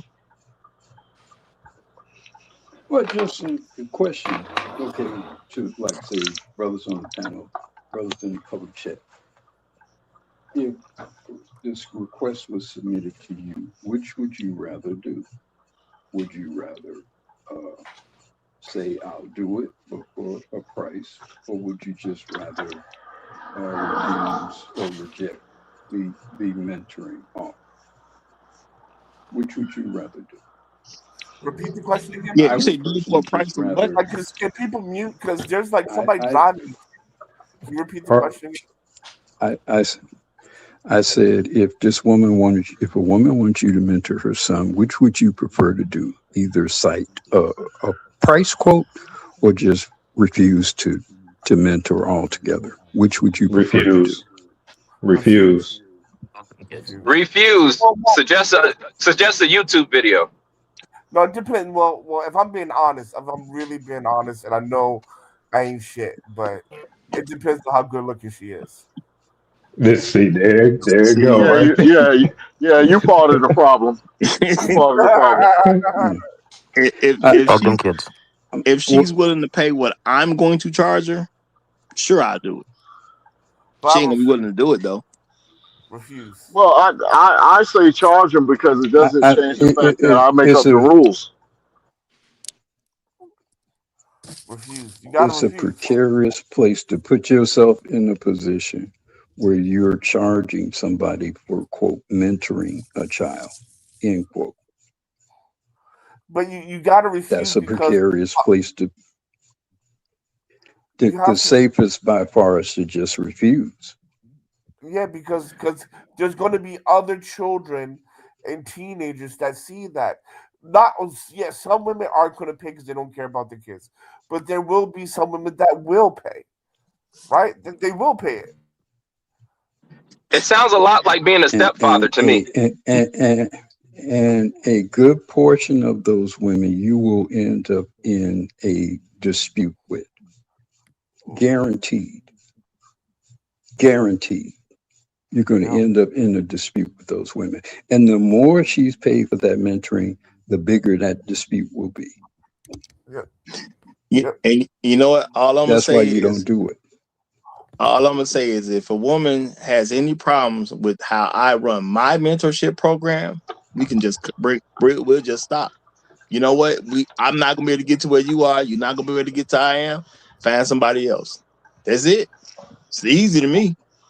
Hey, Roger. I mean, Roger. Yeah, I definitely get what you're saying, man. But Black Hole was making an excellent point, man. Let's say you say, hey, you got this high price on your mentorship, right? She says, okay, yeah, I'll pay that. And let's say something happens, man.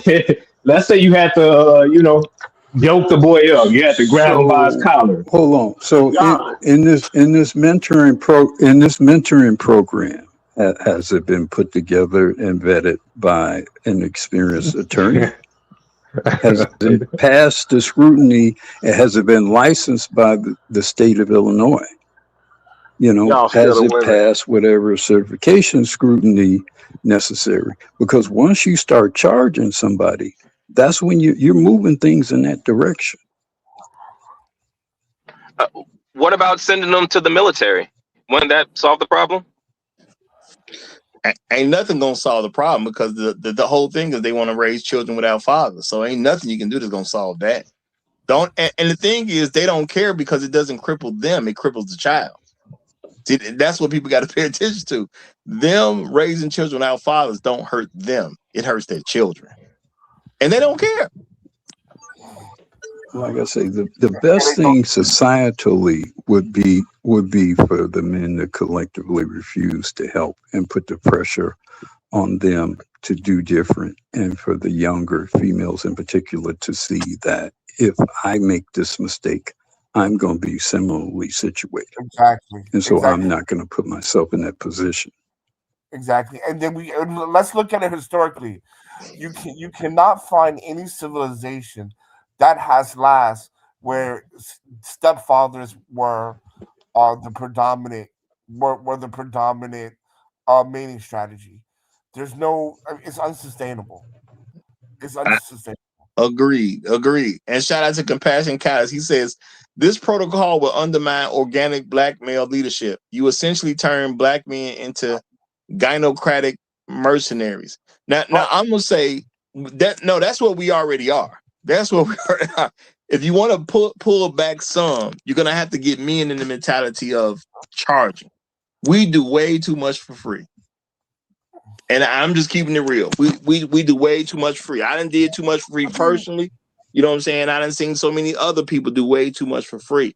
That's why black men have to have a distinguishment between responsibility But Roger, and charity. the whole point of a mercenary is to get paid, though. That's the whole point of a mercenary, is to get paid. And if we really keep it 100, whether she pays you whatever your amount is, and she's offering me butt and mouth, we're the same, bro. Well, I'm gonna say realistically speaking, that's the problem. Is that people been wanting would take sex instead of the money. You don't do it. Because at the end of the day, a lot of black men don't value themselves as a person that should be paid. That's what we've been taught.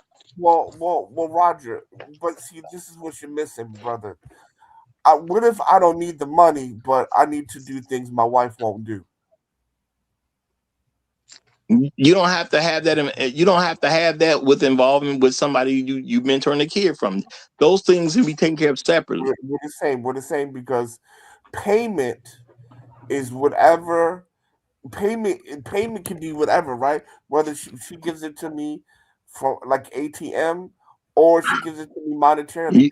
Doesn't we're the same. We're the same. Your price brother, $50. Hear me out. Hear me out. Hear me. You trying to get locked up? Yeah, you trying to get locked up? Brother, you don't have to get everything from Walmart. You can go to a different store for something else. You don't have to get everything. You're missing the point. You're missing the point. I'm not gonna do things to my wife that I do to a whore. So if she willing to be my whore, that's payment. I don't need the money like that. I understand that, and all I'm saying to you is you can get the whore from a whole different place that has nothing to do with the woman who wants their child mentored. We're doing, but at the end of the day, we're doing the same thing. You're accepting currency. I'm accepting booty. It's the same shit. Currency will lead to change. Booty, no, it won't. Yes, it will. No, I disagree with this because let's keep it real as hell, bro. Mentorship and single fatherhood has been used by black women to undermine black male leadership. Thank you. We do not need to play fast and loose with that. We know what they will do. It will actually undermine biological fatherhood. That's what stepfatherhood. That's how we should all go. They want mentors to step in and show niggas how to change brakes, so they don't need the biological father. They want a stepfather to jump in so they can say, "Fuck you, I got a stepfather." That's what they've been. So we cannot make it a gray area. No stepfatherhood or mentorship at this phase. We'll make up a non-for-profit when we get fucking political control of the goddamn community. Fuck them kids right now. We'll do that later. Make an out for niggas who got a fucking itch to mentor kids. Give that boy to his uncle or his grandfather to raise. Yep. Okay. That's what she need to do. And I will help. I will help her uncle. I will help her grandfather, especially if we're friends and whatever. I'll help that child that way. But I'm not at all taking no money or no ass for no woman to help no child. I'm not doing that. Not in any circumstance. If you say your boy needs help, we say, cool, where's his daddy or his uncle? I'll give him $20 to help the boy out. Absent of that, you're cut, bitch. There ain't no other way around it. Now, my thing is, I've preached that all day long. So it's not like it's a new concept to me. Of course, I agree with that because I said everything should be running through men. You know, Roger, I get what you're doing is trying to give a framework for the niggas who want to still play these games. I'm saying we can't afford to have a framework for that. We got to say, no. We got to cut this shit. The spigot got to cut all the way off. We've been making mentorship programs and stepfatherhood culture for so long that the bitches are using that against us, clearly. Well, I do. I mean, of course, I agree with that, but I think the main problem is also the fact that we feel obligated. As I'm talking about collectively as black men, we feel obligated that she has to be okay. To me, that's the biggest problem in the black community. We feel like that woman got to be okay. And my thing is that woman should suffer. They use the kids. The black men feel no. We accept kids as an excuse so she can be okay. And it's about the woman. Yeah, I'm saying we don't need to do that. I mean, then look, as long as you're gonna put her or make her feelings or whatever paramount, then you're accepting failure. So you either remove her out of the formula entirely, or you just accept failure. Whether you're gonna pay her or you're gonna do ATM and whatever, you're just accepting failure at that point. Any dealings with her is accepting failure. Any dealings directly with her is accepting failure. Well, I I think there needs to be a reversal in how guys are dealing with these chicks. If you, because let's be honest, it's some dudes just gonna deal with these chicks with kids. They just gonna do it, bro. When y'all move in with these chicks and they got kids, you tell them motherfuckers, hey, I'm paying the lights and the water. You got the rest, cause I'm helping you. No, great. Like, we got to make it thing worse, nigga. You niggas want to be assistant mothers or surrogate mothers to strange kids and women. That's what you're doing. You ain't no fucking. We're not polishing this up. You're an assistant mother, and if that's what you want to do, we'll accept that for what it is. But you can't kick it because we're not kicking it with assistant Yeah, mothers. Period. but So I'm also with Roger. I'm also with Roger that you should get paid for helping this chick. No, What's there's no what's difference. It's getting paid through money. what, If she paying you, you still tricking. You hey, still what's the tricking. what's the what's Well, the can I say famous something? quote? What's the famous quote in the movie War Games, man? The best Y'all know way what to I'm talking win, about? the I've best never way The saw to the win only movie. is to winning not play move the is game. not to play, man. Yeah, Yes, If you open that door, you playing. that's true. That's what I'm It's saying. simple as that. I don't see But how that's what it's not clear that you're literally empowering the gynocracy. I don't care what you. There's no other way to look at it. You're No. empowering rebellious If women. you, but if listen, can I say something real quick? Oh, We hold on. always talking about spreading the message and reaching this and reaching that. Like, if we do if you pay mentorship, you are running the program. Whatever you want to be teaching in this place, whatever you want to be presenting in this place, you can present. This is a perfect opportunity to get boys off of the gynocratic plantation. This is the perfect opportunity to help boys understand not to make single baby mothers, not to mess with single baby mothers. You're literally holding the solution right in your hand and getting paid. Whenever, Well, whenever you create these programs, all these programs are regulated. They're subject to legal scrutiny. They're subject to regulatory scrutiny. The problem is not the issue of the program itself. The problem is all the other things the you oversight. invite by creating the program. well, And if Yeah, you all the start oversight. talking some let me finish. If you start talking some red pill shit in a mentoring program in Illinois, you're gonna end up locked up somewhere. And I listen, don't care what she done paid you, ain't paid you. listen. I mean, we're talking like mentorship has never been a thing before. We're talking like the boys and girls programs don't exist.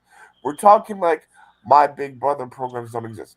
We've had this stuff for eons, and yet we still have an epidemic of single parent households, right? So it doesn't work, and trying to remix it or refab it just shows the level of insanity that we as black men have to solve this problem. The Arabs have it right. The Chinese have it right. Follow best practices. If you have a baby out of wedlock in China, no birth certificate, no social security, no ID. It is not recognized, and you have a stain on your whole family. Uh, In the Middle East, it's lights out. I won't say that.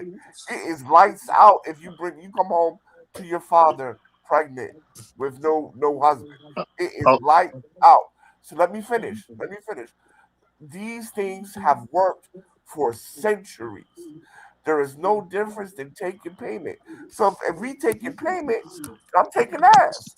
And you can't judge me otherwise. And I pass the mic.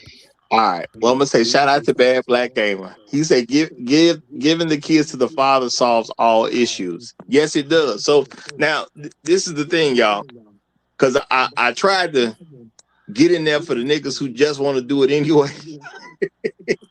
Because I've been saying everything should go through a man. Period. Okay. So now the whole thing is, I'm gonna say Uru made a great point about regulatory issues because I don't see how you can mentor a child and not tell the child don't be like mama if mama not correct. That don't even make sense to me. So that would be the exact thing I would teach. Now how anybody feels about that, I don't care. Either this what's going to be taught, or you just find somebody else. Because that's what I would do.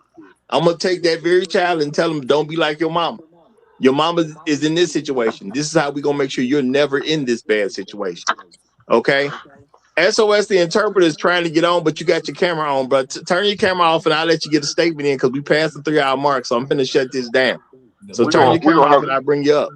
We're gonna have to get on the jury for Roger again. Let me make my closing statement. I'll say the reality is stepfatherhood. Oh, don't suggest these other niggas gonna get a closing statement. Don't suggest that. Don't say. Oh no, that's a great idea. That's a great idea. That's a hot topic. We need that. Get off air. We finna get off air. Just make it. I just want to say the last statement. Now, go ahead. Go ahead. And single father or stepfatherhood, even co-parenting. I'm sorry to break it to you. You're playing for mentorship. You're playing for a tie. You're not gonna override a kid that comes from broken families. The outcomes are pretty well documented.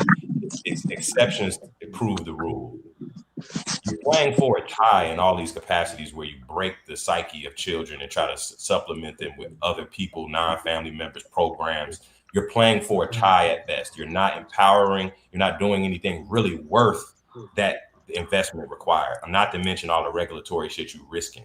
So my point of view, we need to give no quarter to it. We've already tried all the combinations of this type of shit. If you really just got an urge to help kids start a non-for-profit, organized and set up, aside from that, and that'll be the last thing on the black male masculinist docket. We got a lot of shit above that to worry about, and worry about some programs for the wayward gynocratic boys. No, that's the last thing on the docket. Okay.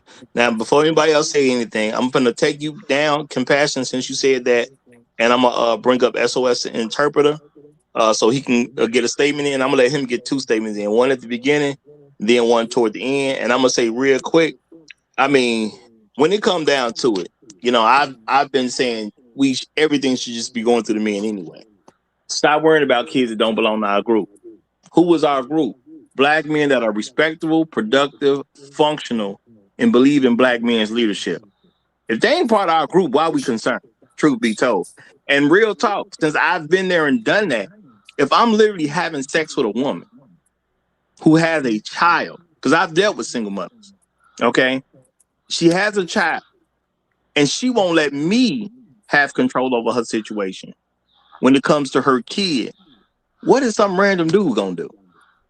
She taking dick by me and don't want to give me control.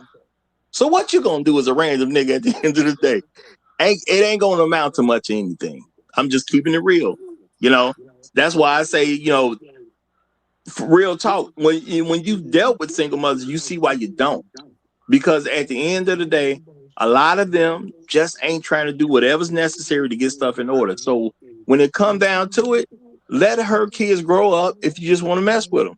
You know, if you just gonna hit it to be hit it, okay, that's one thing, but you're not finna really be with a single mother that's gonna let you control a home situation. So the dude who lived with her that was made an example of in the video, the only thing somebody should be saying is dude needs to just move out, assuming that it's her home. He just came into her home. Now, if it's his home, he need to kick them out and stop worrying about what's gonna happen to people after they gotta go. It's not your concern, bro. It's just not your concern. SOS interpreter, you go ahead and get it, and then I'm gonna let everybody else who wants to make a last statement get one in. So go ahead, SOS.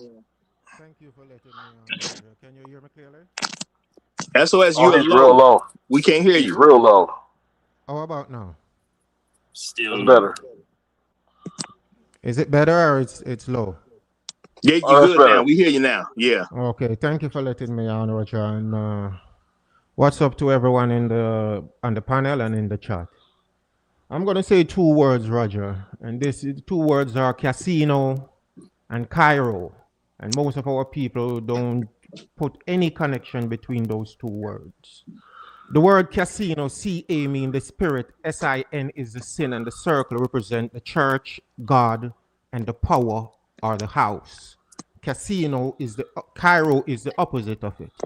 Casino is the house of the spirit of sin, the God of the spirit of sin or the church of the spirit of sin. And the West system is designed on a casino. The East system is designed on Cairo. If you look at it, the men in the system of the casino, you go there, 95% of them will be losers. They are designed to be fools, stupid, and idiots. The women are designed to be exactly what you see in Las Vegas, whores and prostitutes, brother. You will never find it's very hard for you to find a successful family in this system. Very, very hard. I'm not going to say it doesn't exist, but it's very hard, and it's by design because it's two different systems: the East and the West, casino and Cairo. And I finish with that, brother. Okay, appreciate it. So we'll start with any closing statements from Black Uru's side. Black Uru, anything you want to get in there?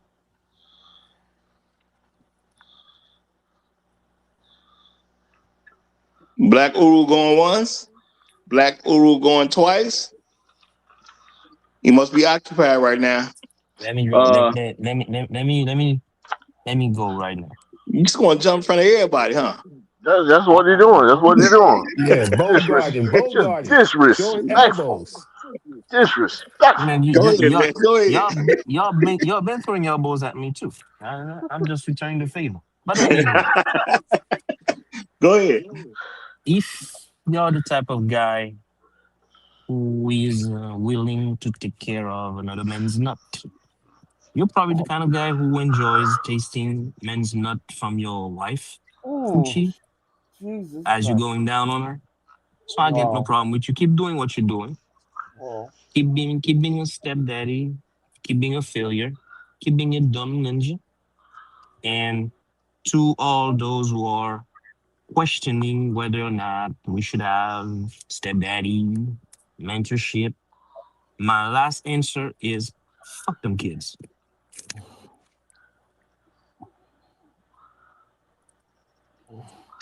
All right, Jado.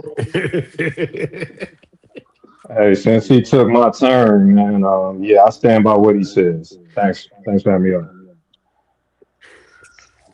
Tunnel runner. Okay, if you're dealing with witches, you shouldn't be dealing with witches. If you're dealing with witches, you need to be a warlock. If you're not a warlock, don't be dealing with witches.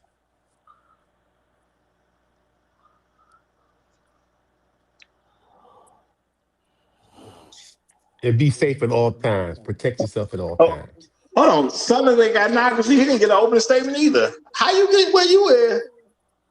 This don't even. I don't know how you even got to the spot that you in.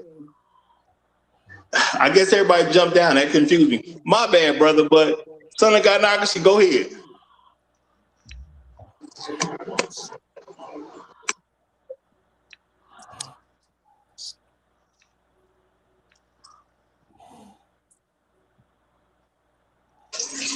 All right, son of that gynocracy, are you there?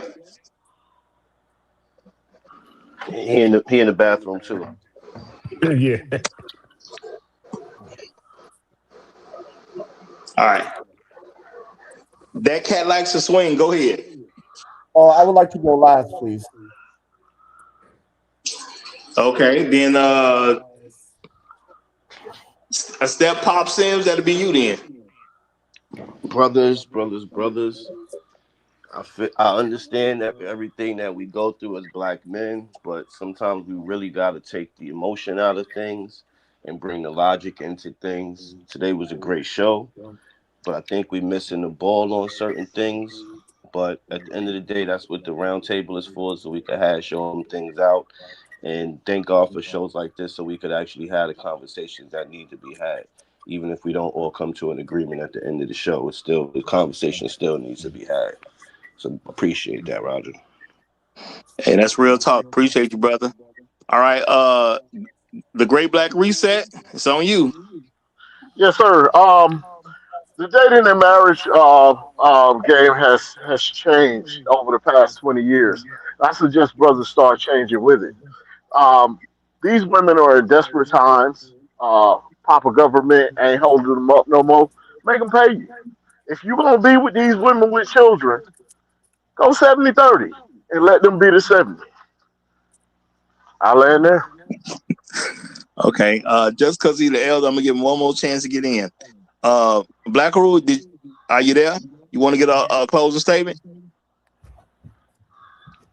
Black Uru going once. Black Uru going twice. I'm just gonna assume he on the call or something. Important people got to do important things sometime. All right. You said you wanted the last word, so well, now let me say this, so you'll have the last word. Then let me I say didn't get a this. chance. Who didn't get a chance? Me. No, you ain't answer. You ain't respond. We tried, called you a few times. You ain't respond. No, Go I ahead didn't though. hear you. Yeah, Well, go ahead. one, do not be a stepfather. I was a stepfather to 2 kids, and that's the reason why I lost half the hair on my head and the other half is gray. Try to tell you. That's a heck of a reason to not be a stepfather. Real talk. That's a lasting thing too. Okay. All right. The cat likes to swing. Oh, let me see what I'm gonna say. So you got the last word because you said you wanted the last word. Cool. I'm gonna say this, y'all. Black men really got to get the difference between charity and responsibility. If we can figure those two things out, I think a lot of these discussions won't have to carry on as much. I understand a child I have is my responsibility. A child you had, if I involve myself, that's charity. And charity's not owed to anybody. You do what you want with charity. All right. This cat likes to swing. You got it. Okay, I'm gonna give you Oh, guys some. oh no, some hold on. My bad. We got Black Panther coming up real quick. Matter of fact, Douglas is still back there too. So Douglas, I'm gonna give you a last word before he goes, cause so you'll have the last word, bro. Uh, give me 1 second. Douglas, if you want to get a last word in, go right ahead, and then we'll get Black Panther in for a last word if he wants to go. Would you like to say anything, Douglas, before we close it out?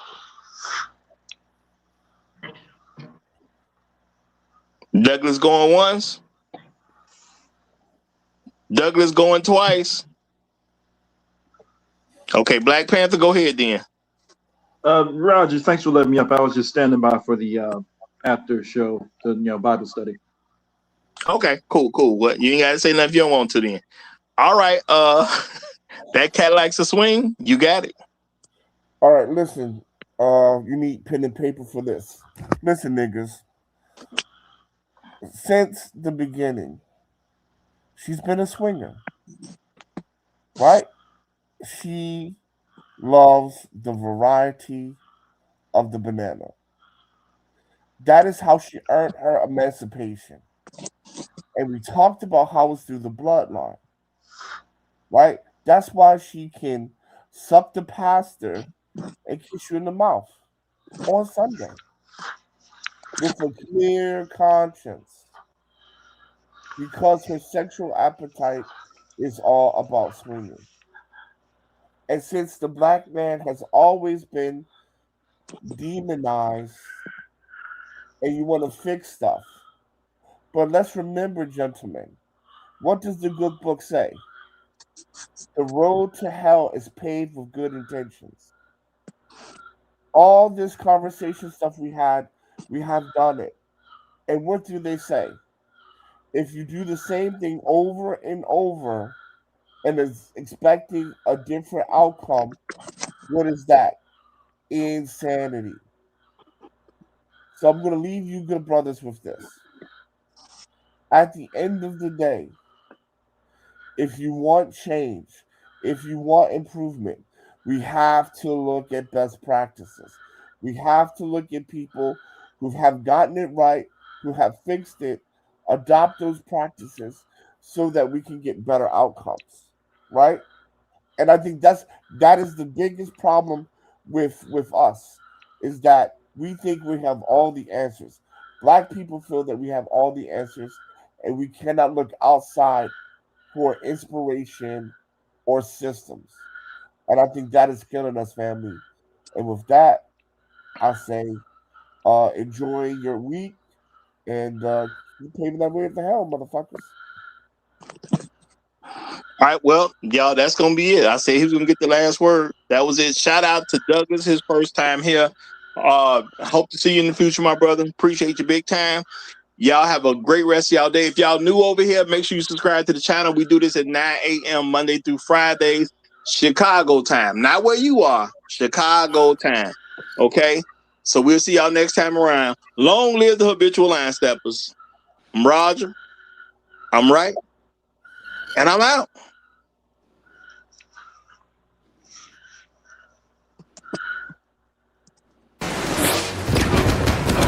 Theatricality and deception. Powerful agents to the uninitiated. But we are initiated.